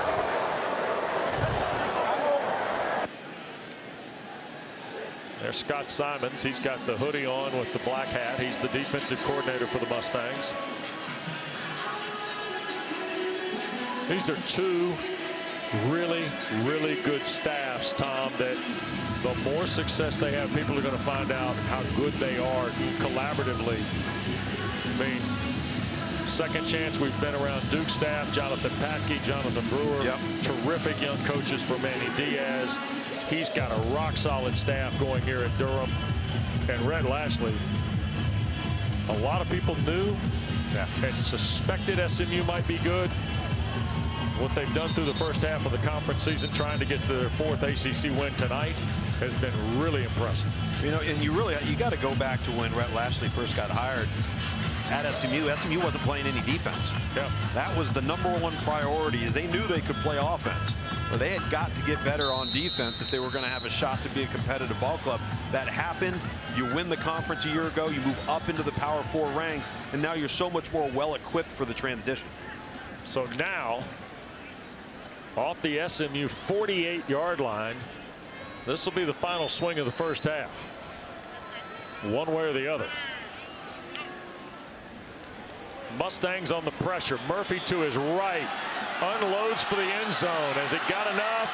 It's batted down. Wachovia, and that will end the half. We got there eventually. The rush attempts, and those 3 turnovers just pop off the page for a team that has the lead. And there's a kick over the head of the Blue Devils. So Duke will start from its 25, Dana. Speaking with Rhett Lashley coming out of the huddle, he's a little frustrated with the offense's ability to value the ball and protect the football. They're making some mistakes on the offensive end that are really hurting them. And then 2 key injuries we will not see in this game. Jake Bailey is out for the game, and Brandon Maiazono. All right, thank you very much. The receiving injury to their #2 leading receiver in terms of catches, Bailey. Maiazono is a guy who makes plays, but he is a backup behind Kobe Wilson at linebacker. We'll keep an eye on the receiving depth for SMU. That's where I'm most intrigued, Tom, about this second half. Moochie Dixon's a guy that had a big play to start last week. We haven't heard much from him tonight. Here is a little sweep, and this is Quayshawn Brown. He'll get 5 to the 30. He is escorted out of bounds by Jonathan McGill, who's from Capel and transferred from Stanford. He plays in his 54th collegiate game tonight, makes his 40th start for the Mustangs. Well, and we heard Manny Diaz tell Dana going into the locker room, hey, we've got to somehow keep handing the football off. We've got to get the run game going. And right there with Quayshawn Brown, that's just an extension of the run game. But they got to do something on the ground to start sustaining some drives here. Tight end, 3 receivers. They're going to hand the ball to Thomas, and he will make it 3rd and 1 as he gets 4 on the play. Sanders and Wilson the stop. Now remember, the Bailey injury is compounded because R.J. Maryland was lost for the year last Saturday at Stanford. So their top 2 receivers are not available for the second half, and Maryland not for the remainder of the year. Here's the Murphy throw, and trying to go to Moore, and incompletion is forced by Crossley. Brandon Crossley, they don't try #1 much in the games, Tom, we've looked at on tape. He's pretty good. That's his 4th breakup of the year. He's really good, and they keep targeting him, and he keeps answering the toll. And I was really surprised Duke didn't attempt to run the football right there. 3rd and 1. They hurried up to the line of scrimmage, forced SMU to get a line, and then you throw what is generally not an overly high percentage throw, and you're backed up on your own 34-yard line. Second 3 and out of the night for the Blue Devils. They're second in their last 4 possessions. And here's Cade Reynoldsson to punt it away to Roderick Daniels. And oh boy, early start by Star Thomas, the gunner. I don't think that's Star Thomas. I think that's the other number 17. That's Vontae Floyd. Number 17, 5-yard penalty, 4th down. Yeah, that's Vontae Floyd, who is a freshman from Norfolk. You're the furthest person away from the football. You're the last person that should be jumping in a situation like that.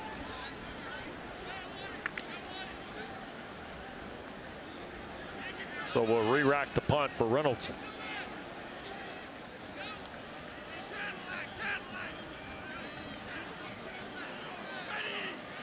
Curtis Cooper, the long snapper, finally delivers it. And the punt is going to take a big Duke bounce here inside the 20. Daniels smartly got away from that, Tom. And the Mustangs going to start around the 16. 55-yard punt from Cade Reynoldson. His longest of the year, 60 in Evanston against the Wildcats early in the campaign. So here comes Jennings, who kind of had a topsy-turvy first half, in all honesty. No, he really did. The entire SMU offense was just out of sync to some degree, and they're not protecting the football well. They're being way too sloppy with it. They've been very fortunate because they've recovered 2 of their own fumbles. Brashard Smith will start as the running back. That's Hibner, the tight end, in motion.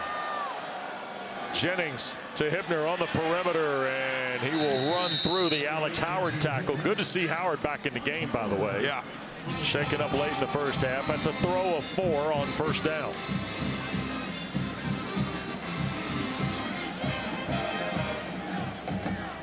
Jennings and the Mustangs ready to go again.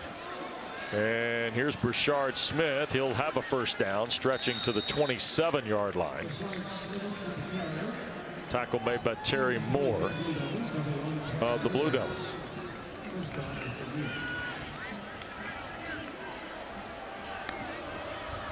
Another quick snap for Jennings. Going to take the long shot. This is Keyshawn Smith coming back for it and hauls it in. And it's called incomplete. Ruled incomplete, hitting the turf with Joshua Pickett there. Smith thought he caught it. Well, it wasn't for a lack of effort, Wes. I mean, it was a tremendous job of finding the football, locating it in the air. He had to turn around and find that football. Great camera work by director Bob Frateroli and his guys tonight. You saw the ball bounce to Keyshawn Smith. So 2nd and 10.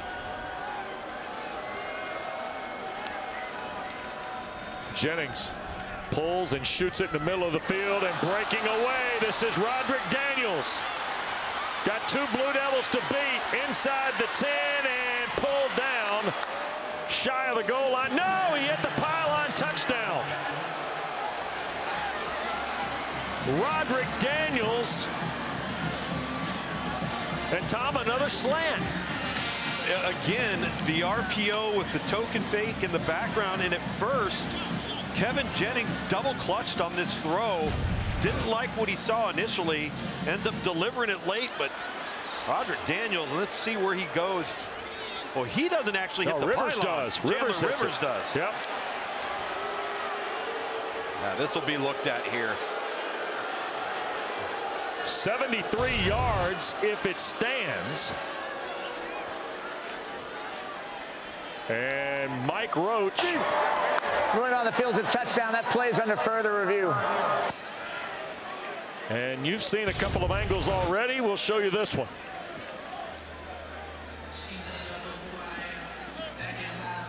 He clearly does not hit the pylon. No, he doesn't hit the pylon. He goes out around the 1-yard line, and Chandler Rivers to the inside rolls right over the pylon. The field judge is on the sideline. You're going to see him off to the left of your screen. I just think it's tough for him to see through that to realize it wasn't Roderick Daniels who actually hit the pylon. Yep. So they'll have a look here, and I think it's going to be 1st and goal at the 1. I do too, absolutely. Yep. Which has not been a given tonight. So you see Daniels out of bounds at the 1. Rivers does hit the pylon. After further review, the offensive player has possession of the football at the 1-yard line. It'll be 1st and goal for SMU. All right, Tom, let's go back to the top here. You see Roderick Daniels, he's going to come on the inside. He's ready to go, but he doesn't get the ball as early as he's supposed to because Kevin Jennings couldn't navigate, I think, the open window, so He cocks the ball back, then gets it off to Daniels, and now it's off to the races. Daniels just running out of gas. Again, another one of those guys that lines up at tailback, returns punts and kicks, has been a really good player at the receiver position for the last few weeks. EB and LJ Johnson behind Jennings, and the pony push play is short. It'll be 2nd and goal. Whoa, Kendi Charles, number 91, just took Ja'Kai Clark and put him on skates. The centers matched up against 91. Whoa. Wow. Very fortunate to not cause a turnover on a botched snap exchange. Little offset look here on 2nd down. And straight ahead they go, and tumbling in, but short is Johnson again. Kendi Charles having none of it out of the Duke front. All 6 foot, 280 pounds of him. He is active and disruptive. Had his best game for Duke a week ago in their win versus Florida State. Really dominated the football game up front.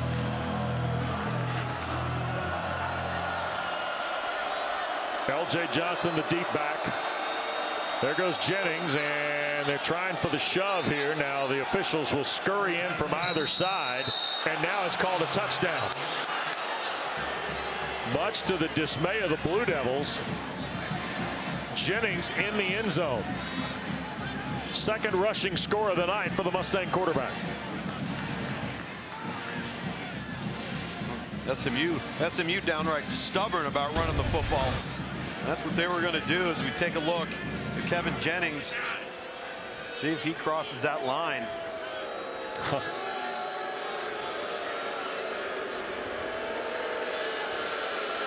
That's definitely a touchdown. That's a good call. Hard fought goal line stand from both teams.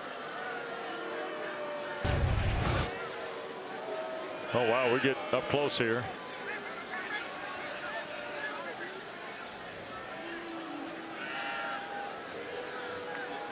So Mike Roach. Ruling on the field of a touchdown is under further review. So we're going to go back to look at this. Now the ruling on the field is the score. So is the elbow down before the ball crosses? It's the left elbow, the ball's in the right arm.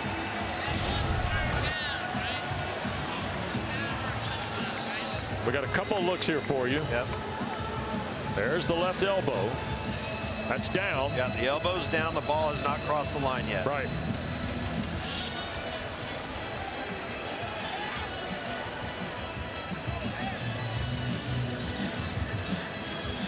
And we showed you another angle with the... He does a nice job of keeping his knees off the ground. Yeah. But that left elbow he has to use to break his fall. This ball looks like it's going to be probably placed about the 6-inch yard line. At 4th and goal. Yep.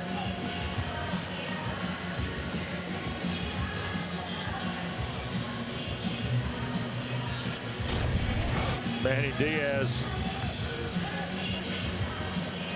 There you go. Elbows down. Yeah.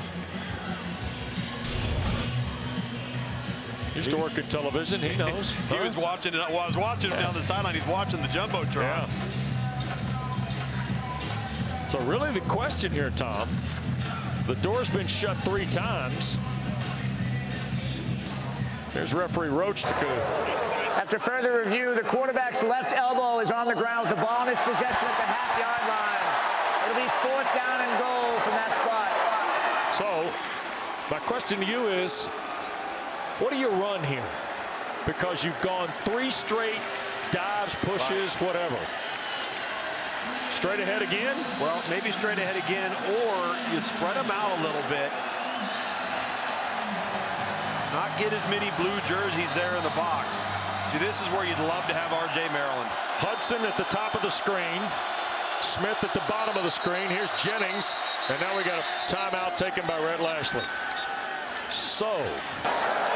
Before the snap, SMU takes its first timeout of the half. We'll keep it here at Wallace Wade Stadium. That was a good timeout, too, because he didn't have it. It was going to be a two-man route, and they were going to move Kevin Jennings, move the pocket, roll to the right. And I think Rhett Lashley realized with the defensive alignment they weren't going to have it. We saw Jennings early in the ball game from the gun make a full pirouette. Yeah. You can't do that here, can you? No, the further away you're getting from the goal line, the more problematic it's going to be. So listen, I think that you've got to have some form of the quarterback being the runner here, but not from maybe a goal, not necessarily from a quarterback sneak standpoint. Spread it out. Spread it out a little bit, get some zone read action. Maybe you go quarterback power, quarterback counter, get an extra hat in front of you. Use Hibner, use Stone Eby. Well, you brought Eby back into the fold. Yep, there you he have is. Hibner to the left. Yep. At least, and now they're going to huddle. And L.J. Johnson is the back, not Brashard Smith. And there goes Jennings trying to dig out for the end zone. Chandler Rivers comes sprinting from the far side to say no, and they did get the stop. And now a flag has been thrown. Post whistle here.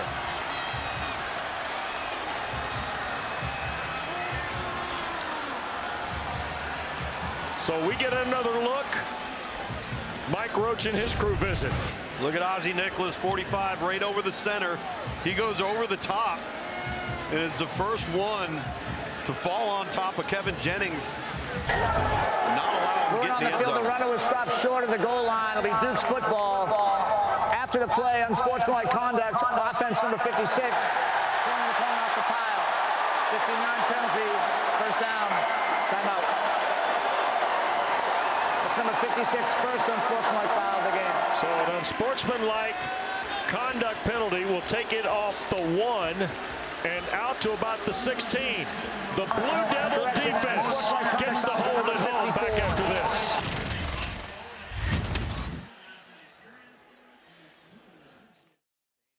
That Rhett Lashley and the staff will be rethinking over and over and over again. Murphy wants to throw it on first down off the Duke 16 following the penalty. Long throw, Pancol taken out of bounds right around the 22. Let's get to Dana. Lugs, you mentioned it, but Kendi Charles playing out of his mind tonight on the defensive end. He didn't start playing football to the 8th grade. He came to the United States in 2011 from Haiti, but I loved what Manny Diaz said about him. Systematically and athletically, yes, he fits the Duke program in the mold, but it's how he works and the type of person that he is that's really allowed him to excel. Yeah, he's been everything you want, Tom. How many times have we said this already this year? Everything you want in grad transfers. No right? question. No question. He's been terrific in Manny Diaz's first year. Here's Peyton Jones now trying to give Duke a lift in the run game. And that's going to be measured a first down to the 26. Corey Roberson makes the stop. Grad transfer from Oklahoma out of Houston. And this game of two teams that like to spread you out, shoot it around the yard, has grinded itself down now. It has. To rock'em sock'em football. Nobody's been able to get easy first downs, so nobody's been able to go fast. That's certainly taken SMU out of their element. Off the 26, Murphy. And the catch by Hagens at the 30, maybe toward the 31. He got knocked around. Crossley out there, the corner. Sanders was in the neighborhood as well. They just keep going after Crossley, and he just keeps making plays. I mean, they have targeted him a lot on the perimeter. He's not given an inch. He does not have an interception this year. He has a fumble return for a touchdown in the Iron Skillet win against TCU. Wachovia is the one walking around with the belt. He's got 8 career interceptions, including picks in the last 2 games for the Mustangs. Inside give, Peyton Jones looking for a crease and got flipped over. And down the line comes McGill to chop him to the turf right outside the 35. See, this is Duke's game. This is Duke's game, and that is to get in third and short. Don't get behind the chains, because that's when SMU wants to come after you on third and long. I think Duke's got to do exactly what Manny Diaz said going into the locker room. They got to run the football right here. Tried to throw it on 3rd and short previously. Let's line up and hand it off. Murphy in the gun with Jones. Here comes the pressure. They're going to hand it back to Jones. He'll break through, 1st down and more. Out to midfield goes Peyton Jones. His last 2 games, 15 carries, 62 yards. He's had just 2 games this year with 10 or more carries. He may have to have double-figure carries tonight for the Blue Devils to win if the run game gets cranked up. Here's Murphy now. 1st down from the pocket. Roberts can't bring him to the ground. Now he'll make one more throw and sail it out of bounds. Listen, Maalik Murphy gave that play every chance it deserved and then made a great call. Let's not do something stupid. Let's not put the ball in harm's way. Let's live to play the next down. And you can see there's nowhere to go with the football initially. He's not looking to his right until he gets flushed. And he's trying to buy a second chance. That's just smart, heady football from the quarterback. So Murphy was trying to get the play call with 10 now on the play clock. And all of a sudden here is 2nd and 10. Murphy looked like he wanted to go to Hagens. Did the ball just come out of his hand? I think it was batted deflected down at the line of scrimmage by Mike Lockhart, I think, number 9. Yep. Reserve defensive tackle. Right? Yep. Hits his elbow. And to be honest with you, very fortunate it did, because I'm not so sure Ahmad Walker, 34, wouldn't have stepped right in front of that, taking it the other direction. So now 3rd and the full 10 for Duke. At the midfield spot. We have played right around 7 minutes of quarter 3. Duke's just 4 of 9 tonight on 3rd down. That is Taylor, the tight end, in motion. Here's Murphy from a crowd. Oh, Pancol off the shoe tops. Did he get the 1st down? He did. To the 40 of SMU. Deuce Harmon shoved him out of bounds. This is pure arm strength right here, because Maalik Murphy is throwing this flat-footed with no transfer of weight, just ripping it out there. 8 catches, 86 yards. It's a career high for Eli Pancol tonight. Missed all of last year, was hurt in August in preseason practice. Sorely missed in what was Mike Elko's 2nd year.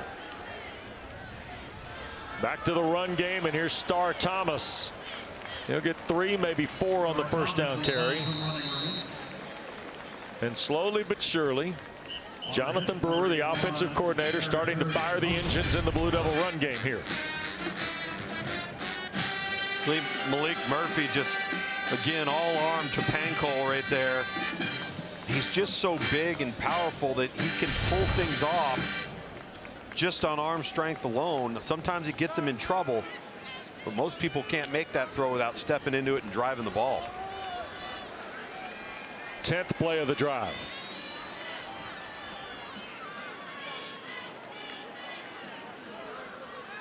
Murphy back foot throw and a hand out there to deflect, and that was Walker again. Yep. It looked like the ball was headed toward Pancol. And yet there was pressure coming from Murphy's right side here. Here's a little mesh point right there, and he's got a rusher in his face. Ball doesn't come out of his hand clean, but again, Ahmad Walker. Ahmad Walker has an interception this year, Tom. Jonathan McGill, by the way, was the guy firing in from the secondary. 3rd down again for Duke. Pressure coming, and Murphy will be sacked. Cameron Robertson, the transfer from North Texas from Plano, gets his 2nd sack of the year. First sack of the night by the Mustangs. They catch him with an A-gap blitz right here, and they can only block one of them. Now you got a free rusher coming right into your kitchen if you're Maalik Murphy. And again, when SMU's a zone team, but when they get you backed up, they will come after you. Good call there defensively from SMU. Scott Simons gets the stop. Here's Cade Reynoldson for the punt. Trying to flip it over. Daniels going to run away from this. It will hit, take a high bounce, and into the end zone it goes. So the Blue Devils could not get the stop. Look at the wedge here. 72 yards. This is Roderick Daniels, who looks like he might score. In fact, it was called a touchdown. Overturned. He went out at the 1. There's first down, Lukes. Yep, first down. Second now, we're going to hand it off to L.J. Johnson. Then we're going to go back to what looked like it was a touchdown, but his elbow's down. So now we're at fourth down. We run the exact same play again. Don't get in. And on top of it, a 15-yard penalty that allows Duke to get an extra 15 yards to start that drive. So credit SMU for hanging in there and getting the ball back defensively. Yeah, Duke ran 11 plays before they punted. Bounced in the end zone. Here's Kevin Jennings and the Mustangs with a touchdown lead. And, oh, what a one-hand catch, Brashard Smith. But he gave some ground back, and he'll lose 2, maybe 3 on the play. Ozzie Nicholas takes him out of bounds. The Princeton transfer. There's a look at Aaron Hall. The big D tackle, redshirt senior from right here in Durham. Loss of 1 on the play. Jennings up in the pocket, downfield, and that is Daniels wide open. There'll be no play at the pylon this time. Roderick Daniels scores. 81 yards. Well, he wasn't getting walked this time, Wes. Just right down the seam on the inside sluggo. Slant and go. You're going to sell the slant because they've been hitting slant, slant, slant. That's on Deshaun Stone, the safety number 8, who's 6'3", 190 pounds. Roderick Daniels, 5'9", 186. That's just a coverage mismatch. But if you recall the amount of slant routes we've seen from this SMU team tonight, whether it be off RPO or pure quick game, and now you set it up and get down the seam. First touchdown catch of the year for Roderick Daniels, who's got 2 rushing scores. Jennings is thrown for his first score of the night.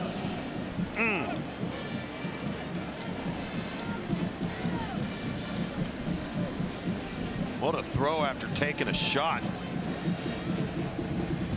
Against Bobby Hurley's Arizona State Sun Devils. There is a look at the young man from Maine, the one collegiate player on the 2024 men's select team. Unbelievable. Yep.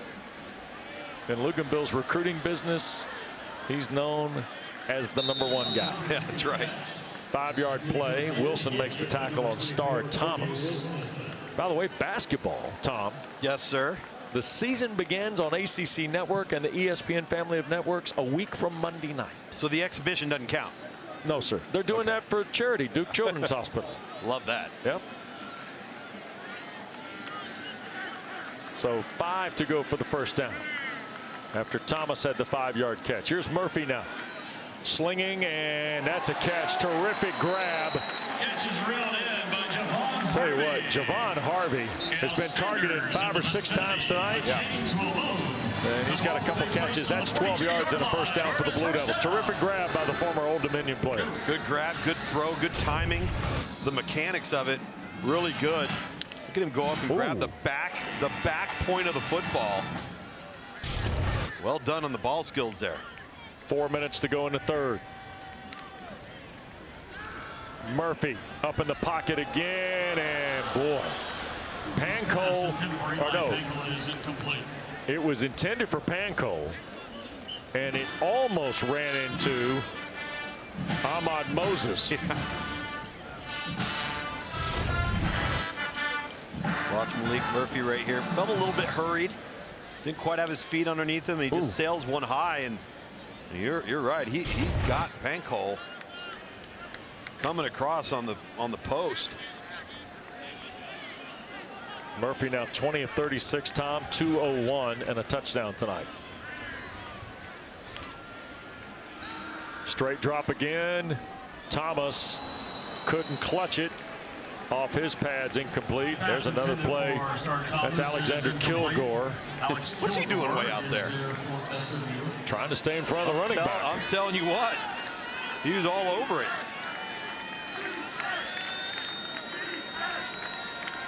You know, we thought the game might be played a lot east and west tonight. Right. We've had moments of north and south, right? Sure. But this has really been played 15, 20 yards to either side. No doubt. Pressure coming from the Mustangs here on 3rd and a full 10, and the catch is pulled in. That's Jordan Moore making a move into SMU territory, tackled at the Mustang 40 by Wachovia. 18-yard catch for Jordan Moore. Really good by Maalik Murphy. Recognizes the pressure. He's going to throw one-on-one to the sideline. And then Moore does a nice job extending after the catch. Thomas trying to get something going in the run game. He got flipped around. There's going to be a flag here. Duke bench was calling, I think, for the face mask on Isaiah Smith, who made the play. Oh, personal foul, face mask, defense, number 58. 15-yard penalty, automatic, first down. So that will push it around the 25. Another look here for you. Again, you start extending with your arms and your hands high. There's not much to grab onto but the face mask. We've seen that 2 other occasions tonight. That's the 3rd one where hand placement has cost them. 5 penalties, 71 yards tonight on Rhett Lashley's club. Duke on the edges of the red zone now. Here comes pressure again, and it's Thomas spreading one tackle, bouncing to the far side, and Star Thomas taken out of bounds around the 12. That play looked dead, Tom, and Thomas kept it alive. Well, Ahmad Moses comes off the edge. Right there, you see him. He doesn't make the tackle. He's in perfect position. It's set up. The timing of the snap is outstanding. And instead of it being a 2-yard loss, you're off the race with a fresh set of downs inside the 13-yard line. Yep. First red zone trip tonight for Duke. Been a quiet night for Thomas. Quayshawn Brown comes out. Jake Taylor has checked in. He's the tight end to the right side. And here's Murphy shooting for the end zone and broken up. Davis Robinson there defending the ball for Pancol. It'll be 2nd down and 10. He's trying to back shoulder this to Pancol, but he doesn't get it far enough to the outside. It ends up hitting the defender right in the back. If he throws this with just a little layering and up to the left shoulder, to the left pylon, he gives Pancol a chance.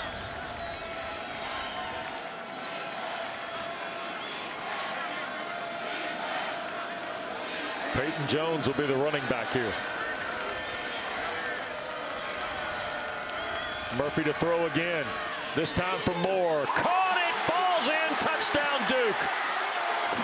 Wow.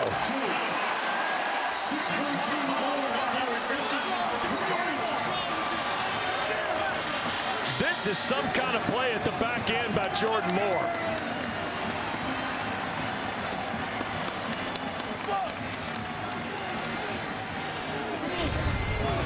They told us he was going to be limited tonight. Weren't sure how much we were going to see him. Now this time he throws the ball to the outside shoulder, and even though Moore's tangled up, he secures it with one hand. What a spectacular play on the goal line for the touchdown. 2nd TD throw of the night for Murphy.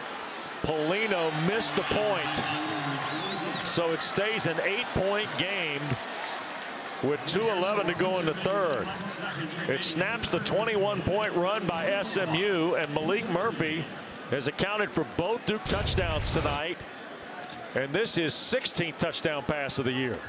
Well, he puts it out there, and that's just an outstanding job. And finally, they get the best of Brandon Crossley, number 1, the corner, who's played really well tonight, and Duke's gone after him. That time, Jordan Moore wins the battle. Yep. Polino has a streak of 81 straight extra points go by the board there with the miss. So the 12-yard touchdown pass caps a 9-play, 75-yard drive time in 2:47. Well, keep an eye on that missed extra point. Right.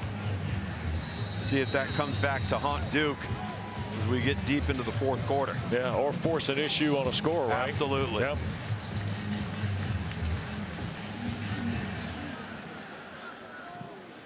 So Degansky will kick it away, and the fair catch is called for. So the Mustangs will take over with 2:11 to go. And don't forget the fall championships, all for you starting next week. Coverage of the men's and women's cross country races begin November 1st at 9:30 Eastern time. You see the Ally Women's Soccer Championship starts on November 3rd. The Field Hockey Championship presented by Geico, November the 5th, and then men's soccer on November 6th. ACC Olympic Sports Championships, the fall edition, are available on ACCN and always for you on the ESPN app. So off the 25, here come the Mustangs. And Brashard Smith spinning for 5-10, make it 11 yards. On the first down play, Joshua Pickett the stop for Duke out of the secondary. Final 2 minutes of the third, and you like that run by Smith, don't you? Kind of like that, didn't you, Luke? I did. Yep. And Smith again for a yard toward the 32. Let's go back to the first down run here for you, Tom. Yeah, look what he does to poor Jalen Stinson here. Right point. Whoa. Oh, no. Oh, my. Now, remember, the counter to that, you know, Brashard Smith has the fake spin where he spins halfway and then goes back the other direction. That's some creativity as a runner. Again, a former wide receiver, great ball skills. They use him everywhere in this offense. Came into the ball game 5th in the ACC at nearly 90 yards a game on the ground. 2nd and 9. Jennings going to run with it this time to the far side, and we got a flag thrown. This is in the neighborhood of a hold. In fact, Kendi Charles is litigating for such on behalf of the Blue Devil defense. Holding offense number 59. 10-yard penalty, second down. That's on P.J. Williams. He's from Dickinson, Texas. Transfer from Texas A&M. Yeah, they could have gotten Ja'Kai Clark on a hold as well, along with P.J. Williams. Kind of a buffet choice, you're saying? Yep. Okay. More than one, then? More than one. Yeah. But there's only one flag, so you only get to pick one. Yeah. So now 2nd down and almost 20. Here's Jennings. Sets up Smith with blockers, and Brashard will get to the 36. So he makes up 9. It'll be 3rd and 10 in the final minute of this third quarter. Boy, for a second that looked like it was really going to go. And credit Duke, especially in the back end, of shedding some of those blocks and getting to Brashard Smith and bringing him down. That's just good effort, technique, and ability to play off a block.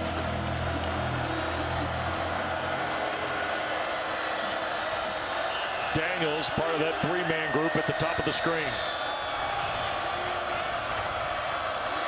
Duke matching here, Tom. Right now they've got Trey Freeman walked out to the bottom of the screen, lined up over a running back. I don't think that's what they want. SMU takes its second time out of the half. Brett Lashley takes the timeout with 8 seconds left. We will stay right here as we're toward the end of the third. You were talking about the mismatch with the linebacker on the running back. That was at the bottom of the screen. At the bottom of the screen. Yeah, and you had both running backs. You had the tight end and the running back flank to the bottom of the screen. Something to the top of the screen, though, I don't think Brett Lashley liked. He called a timeout there, and depending on the personnel that they have on the field defensively, if you're Duke, on 3rd and 10, I'm assuming they're going to probably be in nickel right here. See, there's Coach Packey, defensive coordinator in Duke. Just keep the ball in front of us, guys. Just keep it in front of us. Force the ball down underneath and tackle. Done a really good job, Duke defensively, of getting Kevin Jennings uncomfortable and off schedule. So Hibner is part of that 3-man group at the top there. That's Johnson looping back to join Jennings here. 3rd and 10. Jennings up in the pocket. Now going to run for it and will be held short of the first down by about 3 yards. That'll be the final play of the third. So that's going to give Red Lashley a punt. to open the fourth quarter here in Durham. Great to be with Tom Luginbill, Dana Boyle. Here is Pearson trying to drive one away. Quayshawn Brown at the 12 and almost tripped up. Brown still to his feet as he gets to the 30, and look out, there's the tackle at the 35. Terrific return by Quayshawn Brown, who's got a 23-yarder at Georgia Tech and against UConn, but this is just as good, maybe if not as long. He's just so sudden and explosive, and then was able to keep his balance after taking a little bit of a nick. Loses his towel, loses the bottom half of his shirt. So here is Duke trailing 8 from its 36. Fourth quarter this year, Duke has outscored opponents 43-23. SMU's outscored opponents 66-17. Something's got to give. Maalik Murphy, 2 touchdown passes tonight. He's 22 of 40 for 231, Tom. Much better outing than he had a week ago. Despite the win, passing game was not overly sharp a week ago. Thomas trying to find a crease, spun around by Walker. I don't know how many tackles Ahmad Walker's going to have tonight. It's not going to be nearly the number. But whatever they say, he's had more. Yeah, he's had more. Yeah. Been all over the field. He's been all over the field, and I'll tell you what, so is Ahmad Moses. Yeah. Now, by the way, is this guy on your list? No gloves, just tape the wrist, none of the sleeve stuff, right? Yeah. If he had one of those cowboy collars, he'd be all Luginbill, wouldn't he? No question. Yeah. Might need an elbow brace of some sort. Second down. Here's Thomas. Cuts back and first down. Booker helps make the play at the 47, but Star Thomas. And Duke now trying, Tom, at least on the first couple snaps here of this possession, to get a little something going to running wise. That's exactly what Manny Diaz wanted when he went into the locker room. Just to give something to balance out the passing game, not look so obvious every time you're snapping the ball that the ball's going to go in the air.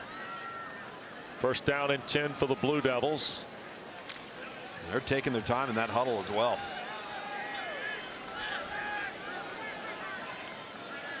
Pancol to the bottom of the screen. And this is Star Thomas again. And that's going to be 5 on first down. Almost 6 for Thomas. What a terrific story he is. Tonight's his 50th career game. Originally, he went to Coffeyville Community College out of Homer, Louisiana, then to New Mexico State. It's amazing what the young man has done in his career. And he will come out of the ball game. And part of a run game. Remember now, Jaquez Moore was the guy that Duke was counting on to be the principal ball carrier. He was injured at Northwestern, has had a hard time getting back to full strength. Peyton Jones replaces Thomas on second down. Murphy to throw, hangs it up, and Pancol there. Another terrific catch by Eli Pancol. This at the SMU 26. Man, Maalik Murphy putting it up and down. Really well thrown football. In the only spot it could have been thrown with the defender coming off the hash. Jalen Davis Robinson on the coverage, but that was dropped in the bucket. Boy, it sure was. Terrific throw by Murphy. Pancol's over 100 yards on 9 catches, Tom. He's had a great night. First and 10 for the Blue Devils. Jones. And he'll get credit for right at about 4. Walker the stop for the Mustangs. I'm impressed with this offensive line. Jeff Nord, the offensive line coach, has clearly sent a message to this group, because for 2 series in a row now, we're seeing 4 yards, 6 yards, 5 yards a clip in the run game. And SMU looks a bit tired right now on defense. Got some hands on the hips. Jordan Moore, who caught the touchdown pass in the second half, to the top. Inside give, and Peyton Jones got pulled down, and that was Kobe Wilson. And now we got a little extracurricular with Justin Pickett and I believe Elijah Roderick. No, that's Booker. I think Tank Booker involved in that. Oh, it's 90 or 81, excuse me. Oh, Jared Harrison Hunt. Sorry. Numbers rolled up there. Yeah, Booker's out there as well, but there's Harrison Hunt. He and Justin Pickett exchanging pleasantries. You're not gonna miss Tank Booker. He's the one that looks like a duplex. Here is. That's why he's called Tank. Here's Murphy. Third down now. From the pocket, middle of the field, caught. First and goal, Duke, and that's Taylor, the tight end.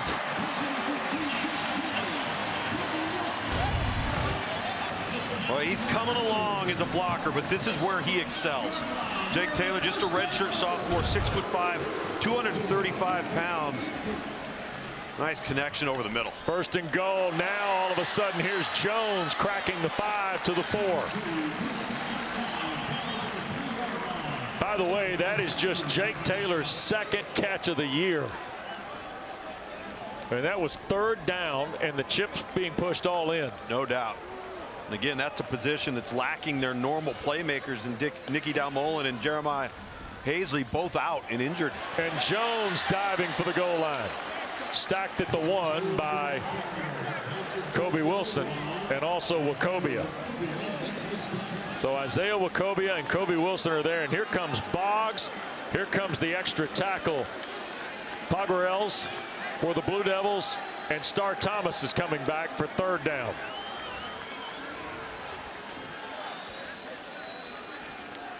So all the biggins have come onto the field for Manny Diaz. This is inside run period. Taylor and Boggs to the right, the extra tackle to the left. And they're going to hand to Thomas. And Duke has got a touchdown. Star Thomas, his 5th rushing score of the year.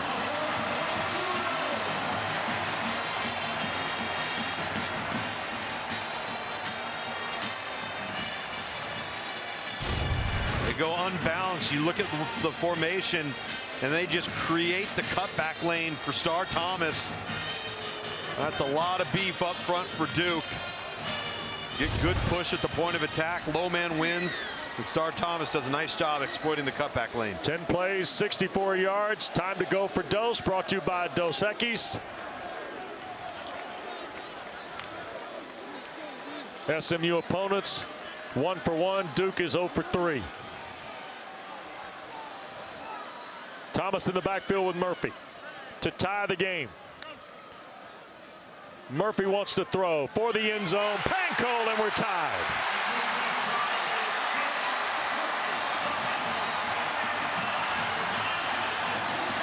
So 9:02 to go now in the ball game. And Duke and SMU locked up at 21. Pancol using that long 6'3" frame. And then how about going up and plucking it? Maalik Murphy puts it right where it's got to be. Our director, terrific ACC network crew, and delighted to be with you tonight from Wallace Wade Stadium. And here is Smith to take the kick at the 6. And across the 20 to the 23 is where the Mustangs will get started. Let's take a look at Is It In You, brought to you by Gatorade. Tom? Well, is it in you? Of course it is, right? I love this play style right here from Duke. I thought that was a great plan. After the play, personal foul necessary, roughness, kicking team, number 17.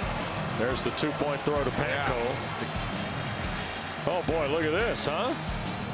There we go. Oh, one on the house, it really boys. is in him. Yeah. That 2-point conversion play, that ball was really well thrown. Just slightly elevated, allowing Pancol to go up and get it. 10-play drive. SMU's got to have an answer here. Yeah. Kevin Jennings has been off schedule. They have not been able to go fast and dictate terms to the Duke defense because they haven't been able to get regular first downs. Ball at the 38 after the penalty. And here's Jennings, and threw it beyond Daniels in the flat. Second down. SMU's got 422 tonight. That's the most Duke's allowed this season. Lashley's team comes in posting 439.9, 480 against the league. Wow. Yeah. 2nd and 10. Duke bringing the extra man. Jennings tried to throw it back to Hibner, and he could have run, Tom, maybe for the first down. He absolutely could have run, and I'm not so sure Hibner actually expected the football because he kept drifting away from him instead of settling in there and just sitting. Boy, Alex Howard came firing out of there. He moves away from Kevin Jennings right there, but you're right, Wes. He could have tucked that football and ran. Just trying to do too much right now. So now 3rd and the full 10 for the Mustangs. L.J. Johnson in the backfield. Duke rushing 3. Jennings dancing, circles back. Is he going to throw? Yes, middle of the field. Freeman the interception. And Duke in business at the 37. Freeman, who closed the show against Carolina here in the come-from-behind win, comes up with the interception on SMU's 4th turnover, and now the Blue Devils, with 8.5 to go, have a chance to take the lead. And we've got players down for both schools here at the Duke bench. Kevin Jennings is the guy hurt for SMU, the quarterback. And Kamari Robinson, number 5, the corner, is the other injured player right now. On a Trey Freeman interception. Here's the last SMU play. Just trying to do too much, Wes. I mean, a big no-no is, number 1, being late over the middle or to the sideline, and then throwing late across your body to the middle. But look at the right knee. Kamari Robinson hits Kevin Jennings as they go down, and Jennings is very fortunate that his ankle didn't get caught underneath Kamari Robinson. Fortunately, both players were able to get up and walk on their own accord. So Duke has got the ball at SMU's 37. And you see Preston Stone, who started the year as the quarterback, of course, for the Mustangs, warming up. Here's Murphy. Run game with Thomas. And Star Thomas will get 3 to the 34. Tackle made by Kobe Wilson. Well, this is the first time that we've seen SMU play in a self-destructive mode. Right. 4 turnovers, that kind of thing, right? That type of thing. Penalties, sloppiness, playing outside of their nature, uncharacteristic to their nature. Kevin Jennings has not been this careless with the football, I don't think, since he's put an SMU uniform on. And you can't do that on the road versus a good defensive football team. Rhett Lashley knows that as well as anybody. And now they're going to have to come up with a way of hanging on and coming up with some more points. Yep. Here's the give, and this is Thomas working to the near side, and he'll be out of bounds, but I think he's got a first down at the 26-yard line. Oh, they're going to put it right at the 27, which would still be enough. Moses angled him out. Well, and credit Duke. They just keep hanging around, right? And they kept finding ways to get back into this thing. And really, to be honest with you, they've run the football effectively. You take a look at last week, 17 points off of 3 forced turnovers. They've got 0 tonight, but they've run the football in the second half, did not do so in the first half. And Maalik Murphy has made more plays through the air in this half than they did in the first half. Samir Hagan's Jordan Moore to the field side here. Pancol to the boundary, and a quick throw, and this is Jordan Moore, and trouble lurking. My goodness. Cale Sanders was there. Brandon Crossley was right there for SMU. They tackle him behind the line. Loss of 2 back to the 29. And I go with Jonathan Brewer here. He's trying to get his best playmaker on the perimeter of the football. Absolutely. And I'll say this, whatever you do here, if you're Duke on offense, you cannot take a negative play. You've got to put yourself in position to kick a field goal here, as we're under 7 minutes to go. Here's Kevin Jennings. He's waiting to find out when his next chance is ready. Here's Murphy, a gunshot throw. That's Pancol. Boy, the ball leaves Maalik Murphy's hands like it's on a jet. That time Pancol catches it straight up at the 25. It's third down. Crossley right there. Crossley, another outstanding open field tackle right on the catch. Yep. And again, you don't see leaky yardage and explosive plays going over the top on this SMU defense. You've got to earn it, and that's what Duke's been doing here in the second half. So third down here, Tom, and 8. And to your point, you don't want to take a negative play. Nope. Take Polino out of range. Can't take a sack right here. His longest field goal, of course, 53 here against UConn. Murphy to throw. Now just going to sail it out of bounds. He almost threw it in the student section. So here comes Polino with a chance to put Duke in front.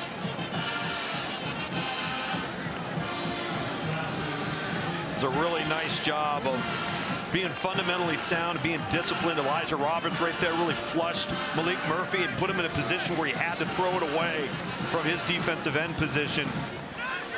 But smart play by Murphy as well, not to take the negative play and put the ball in harm's way. Polino snapped his streak of 81 straight extra points with a miss. Now this is a field goal from 42 to give the Blue Devils the lead. Kick from Polino is no good. He pulled it left. So we stay tied with 5:38 to go. Duke ran 5 plays. Todd Polino misses from 42, and we are still tied at Wallace Wade.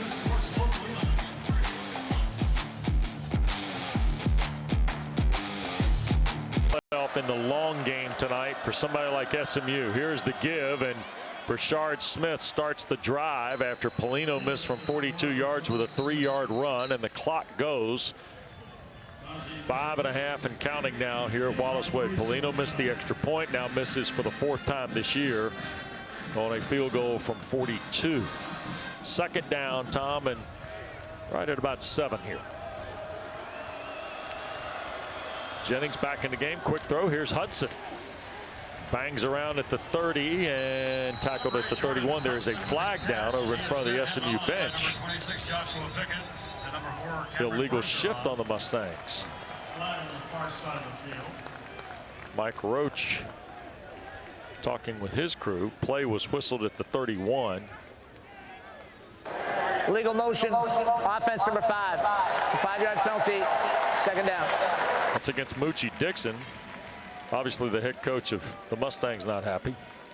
No, he was trying to make the case that Dixon moved back off the ball, not forward, and was set.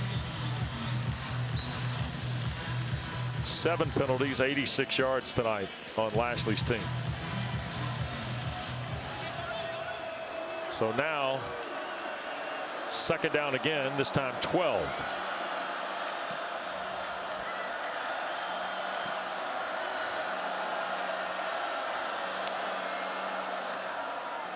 Give again, Smith.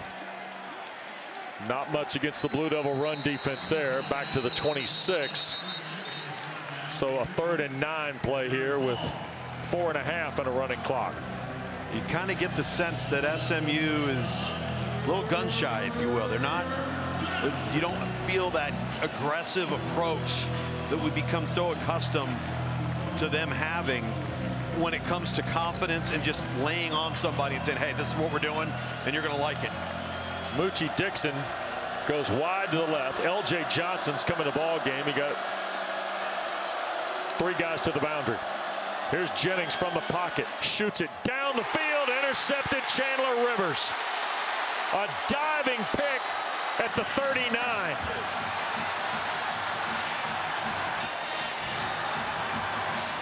Wow. 5th turnover of the night for the Mustangs. That's twice we have now seen a Duke defender. It was Cameron Bergeron before. Undercut a route and run the route for the receiver. That time the receiver being Daniels, the intended target, and Chandler Rivers. Wow. Jennings has thrown 3 picks tonight. There have been 2 other fumbles by the Mustangs. And Duke's got the ball at the SMU 39. 3:57 to go in a tie game. At 21, Rhett Lashley has 1 timeout.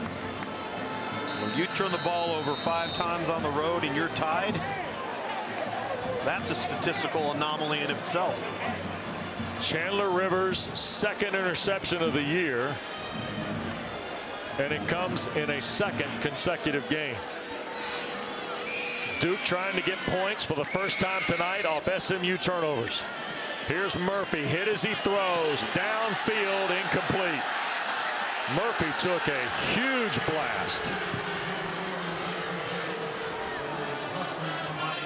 Jordan Moore was the intended receiver with Crossley in coverage.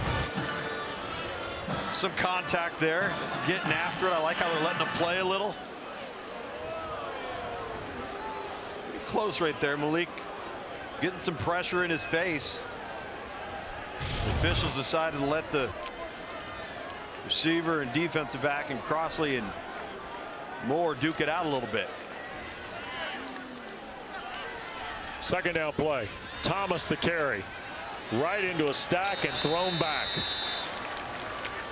And guess who gets up off the stack? The big man Booker. Tank Booker and Jared Harrison Hunt. Duke's got to somehow find a way to get this ball pushed downfield. You can't have a turnover like that. Get that type of field position, get momentum all the way over to your sideline, and not be able to move the football. Tom, it would be 57 yards right here for Polino. His career best, 53 against UConn this year. He is 3 for 3 from 50 or more. See how much of it they can get back here. Snap to Murphy. Here come the Mustangs. Hit as he throws. Lobs it up in the air, and it's almost picked. Falls in between Walker and Crossley. McGill, the corner, came on the blitz.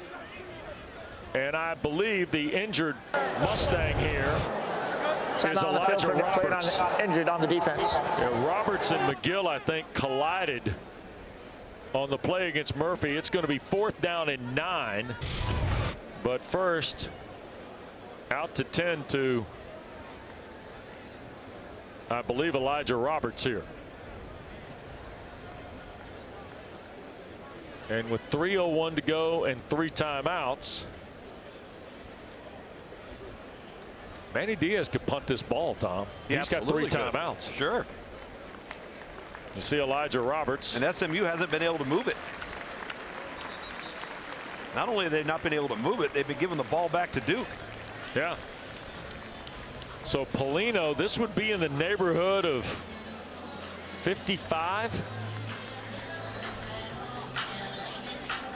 And based on the flags we see at the open end of the horseshoe, he would be kicking into the wind. Now he'd be kicking into the closed end of Wallace Wade Stadium.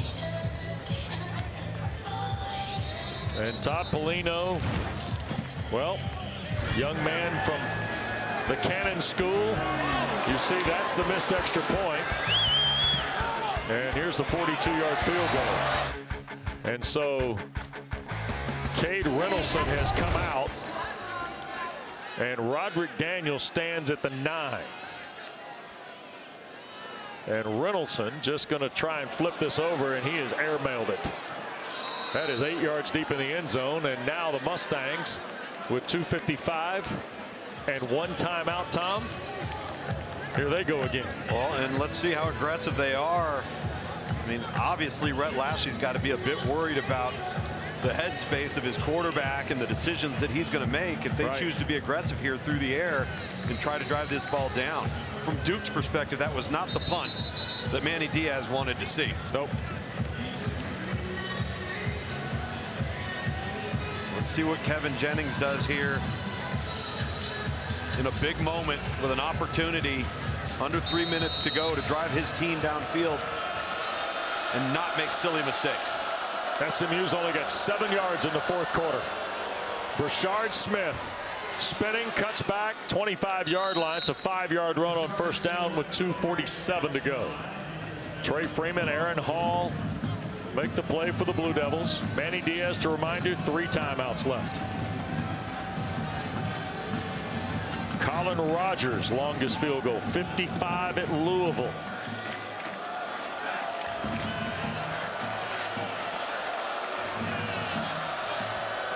Clock continues to run. Mustangs trying to get everybody set here. They just wasted about 10 seconds trying to get everybody lined up. Yep, snap to Jennings, hand to Smith. Brashard headed to the far side, and a heck of a play from the backside. That's Terry Moore. Wow. The junior from Little Washington makes the play. Yeah, Terry Moore with some edge pressure, number 1. Coming off That's a 2-minute timeout. Well, we come back. 2 minutes to go. Like a play that just breaks open somewhere, and you know. We got. I wouldn't think that SMU would be interested in overtime here. No. Not the way they're handling it. I'm going to stab him in the neck with a spoon. Who, Fiddleman? Yeah. Why? What's he done? Nothing. He's just closest to me.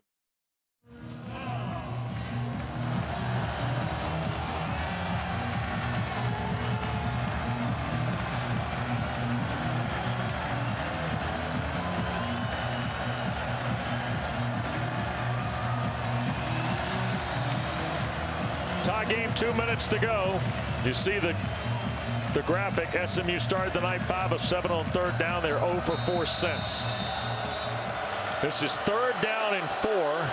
Mustangs with 1 timeout. Duke with all 3. Jennings has emptied the backfield. Snap to Jennings. Going to try and keep it to the left side. Took 1 shot and gets the 1st down. Looks like he broke the plane of the 30.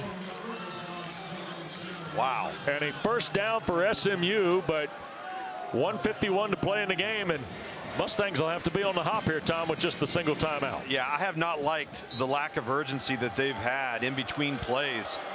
They've got to get going here. And here goes Brashard Smith. He got 4 for sure to the 35. 100 seconds left to go in the ball game. And you see the night for Jennings. 3 interceptions in 24 attempts. Couple of fumbles. SMU's committed 5 turnovers. 2nd down 4. And Jennings on a busted play fumbled the ball. It's picked up. Here goes Nicholas, and he's tackled inside the 15. The 6th turnover of the night for SMU.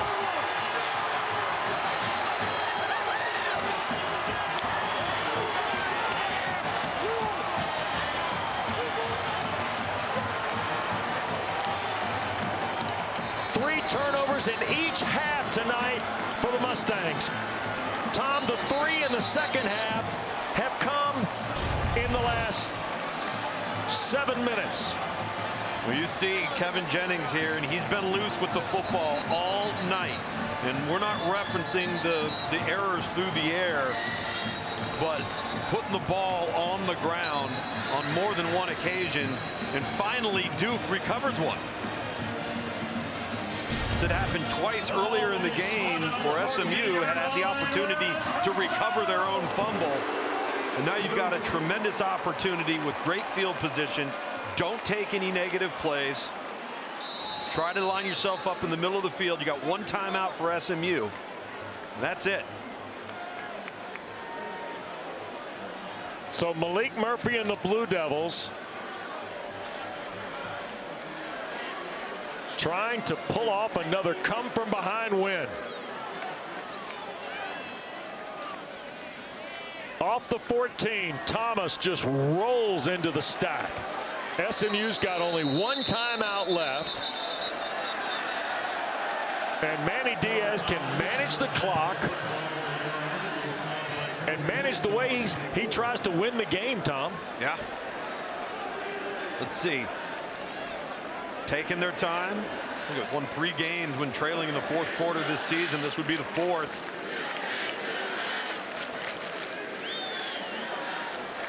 My goodness. The last 3 Mustang possessions, Luke's, all ended turnovers. Yep. 2 interceptions and a fumble. Murphy. Straight ahead goes Thomas. Middle of the field. Whistle blows. 25 seconds left.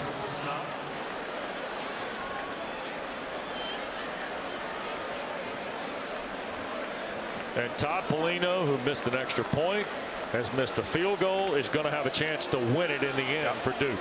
Yeah, I didn't think there was any shot that Manny Diaz was going to put the ball in the air here. He was more focused on getting it to the center of the field. Yep. Duke takes its first time out of the half. And it's going to be basically a 30-yard field goal for Todd Polino from the dead center of the field.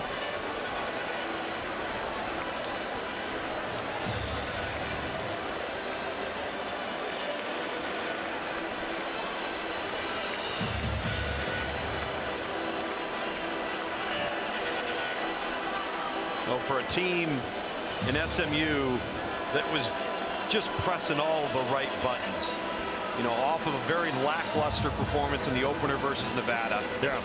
And they get into a dogfight with BYU. As we all know now, BYU is a pretty good ball club. Yep. They settle in on the quarterback in Kevin Jennings and really started to roll. TCU, Florida State, on the road at Louisville, on the road at Stanford. This is the third road game in a row. I don't know if it's fair to say it finally caught up with them, but they have not been this sloppy and certainly haven't been careless with the football. And you can't afford to do that against a stingy, ready-to-go unit on defense for Duke. 30-yard try for Todd Polino. Cade Reynoldsson will hold, and Curtis Cooper handles the snap. And there is Rhett Lashley's last SMU takes its final time out of the half. Be a full timeout. So the timeout by Lashley, the last one available to the Mustangs. Polino 10 of 14 on the year. He is an 80% kicker in his career. A junior from Cornelius, North Carolina, who went to the Cannon School. By the way, I'd like to alert you, Tom, that the Mark Packer Huddle After Dark lottery tonight, the over. They follow us. What was his pick? He said 11-12 or 11 something like that. We were way over tonight. Taylor Tannenbaum, Coach Rick, E.J. Manuel, Eric McLean, Eddie Royal all standing by to recap a busy day in the ACC. And dare I say, we've saved the dramatics for the late night here tonight. Sure have. So here's Polino. You see Reynoldsson will put the right knee down to take the snap.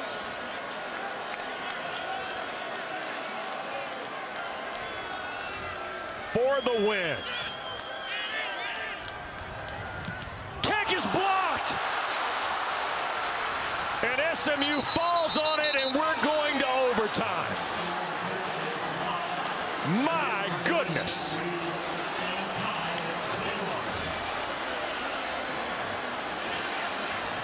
The last time they played, Sonny Jurgensen was the Blue Devil quarterback. Off the 25. Duke won the toss, elected to play defense. Here's a toss. Smith trying to turn the corner, and he's going to get a yard. Trey Freeman tracked him down. So 2nd down and 9. Boy, Freeman has been terrific tonight.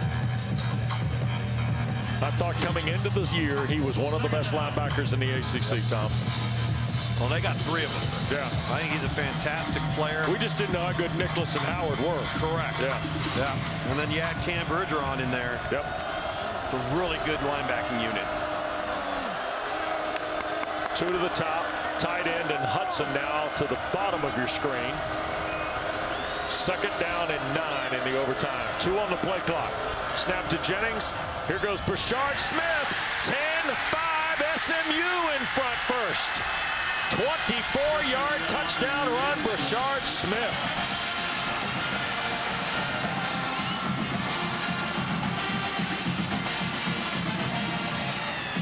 I'll tell you, Brashard Smith looked like he was shot out of a cannon, Wes. Now you talk about explosive. He squirts through this hole so quickly.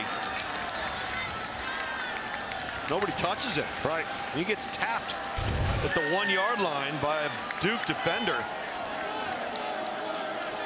Here's the point after. Rogers dumps it through. Terrific job by Pearson to get the ball Off a low snap from Will Benton IV. 117 yards, 2 touchdowns now for Smith, and boy, nice hold. Yep. Gotta get the ball up, young man. And now all of a sudden, the Blue Devils need to answer. And Rhett Lashley and this SMU staff are standing on the opposite sideline going, we're leading this game. Yeah. We've turned the ball over 6 times, and we're leading this game. Unbelievable. Now it's Duke's turn. Not only they turned it over 6 times, Kevin Jennings is 0 for 4 with 2 picks in the 4th quarter. Now Murphy and the Blue Devils. Star Thomas in the backfield. Murphy to throw for the end zone. That's Pancol. Touchdown Duke. Davis Robinson was in coverage, and just a terrific throw by number 6.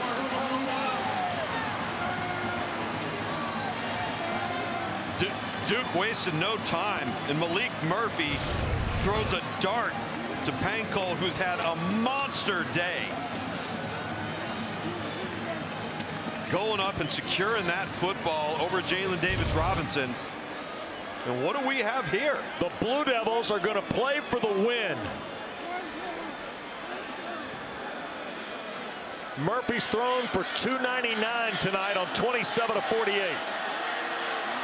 Wow. Go for Dos, brought to you by Dos Equis. And now SMU a timeout. SMU takes its first timeout of the overtime period. Hey, Tom. It's their final timeout. Real quick here. Is Manny Diaz accounting for the headspace maybe of his kicker? He could. Missed field goal, missed extra point in the block. Yeah, whether or not they feel like they can protect it. Right. More so than just the chip shot of what an extra point would be. He just seems to want to get out of Dodge right now. Listen, you kick this, you tie it up. Now remember, you go into the second overtime phase and you have to go for 2. And SMU gets the ball. Duke has to score first. Correct. Yeah. Duke is 1 for 4 now in 2-point conversions this year. Of course, they had the Murphy to Pancol 2-point play here earlier in the game.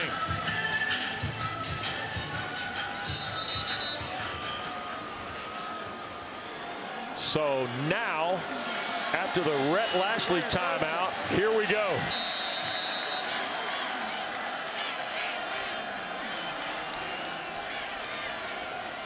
You got to have your best play. You got to have a little rabbit out of the hat here if you're Duke on offense.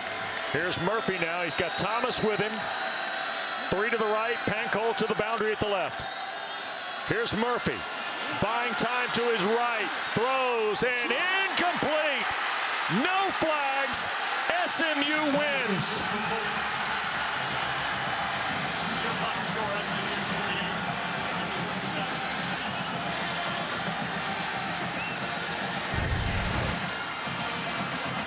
See Maalik Murphy try and dump one off late here to Pancol, his go-to guy. This overthrows it ever so slightly. Jalen Davis Robinson, 13, who Pancol had just scored the touchdown on. In pretty good position there coverage-wise. And that's going to be a call and a decision, if you're Manny Diaz, that's going to keep you up late into the wee hours of the morning tonight. 9 straight road wins, 13 straight conference wins. Rhett Lashley with Dana. Coach, 3rd straight conference win on the road. I know it wasn't pretty, but what did you learn about your team tonight? Well, I learned that we can win when we're not at our best, and our guys are resilient. Now, let me be clear. Duke is phenomenal. They're incredible on defense. Their offense played great. I'm not taking anything away from them. But when you turn it over 6 times and have the penalties and the things we did, it looked like we were going to lose that game 5 different times in the 4th quarter. Our defense forced a missed field goal. Our defense forced them to get no yards and have to punt. Then we block a kick, and then we stop them on 2-point play. You know, sometimes you got to win games when ugly and when you maybe don't deserve to. I don't think we deserve to win, but we're going to take it. Kevin Jennings with 3 interceptions, and he rode the mentality wave and the momentum wave, really. What did you learn about him? You know, I think Kevin will be the first to say he didn't play very well. I mean, three picks. A couple really careless ones. The ball was on the ground a lot. Like, I don't know what to say. I've never been a part of a 6-turnover game. But he fought. He kept playing. We're thankful to win and try to get better for next week. Thanks, Coach. Thank you. Tom, Mustangs may have some magic about them. Well, sometimes you got to survive, right? Right. And listen, I love the honesty and the answers right there that Rhett Lashley gave to Dana, because he's right. You didn't deserve to win the game. You didn't play great football. You didn't even play good football. And you somehow come up with a way to find a way to win the football game. And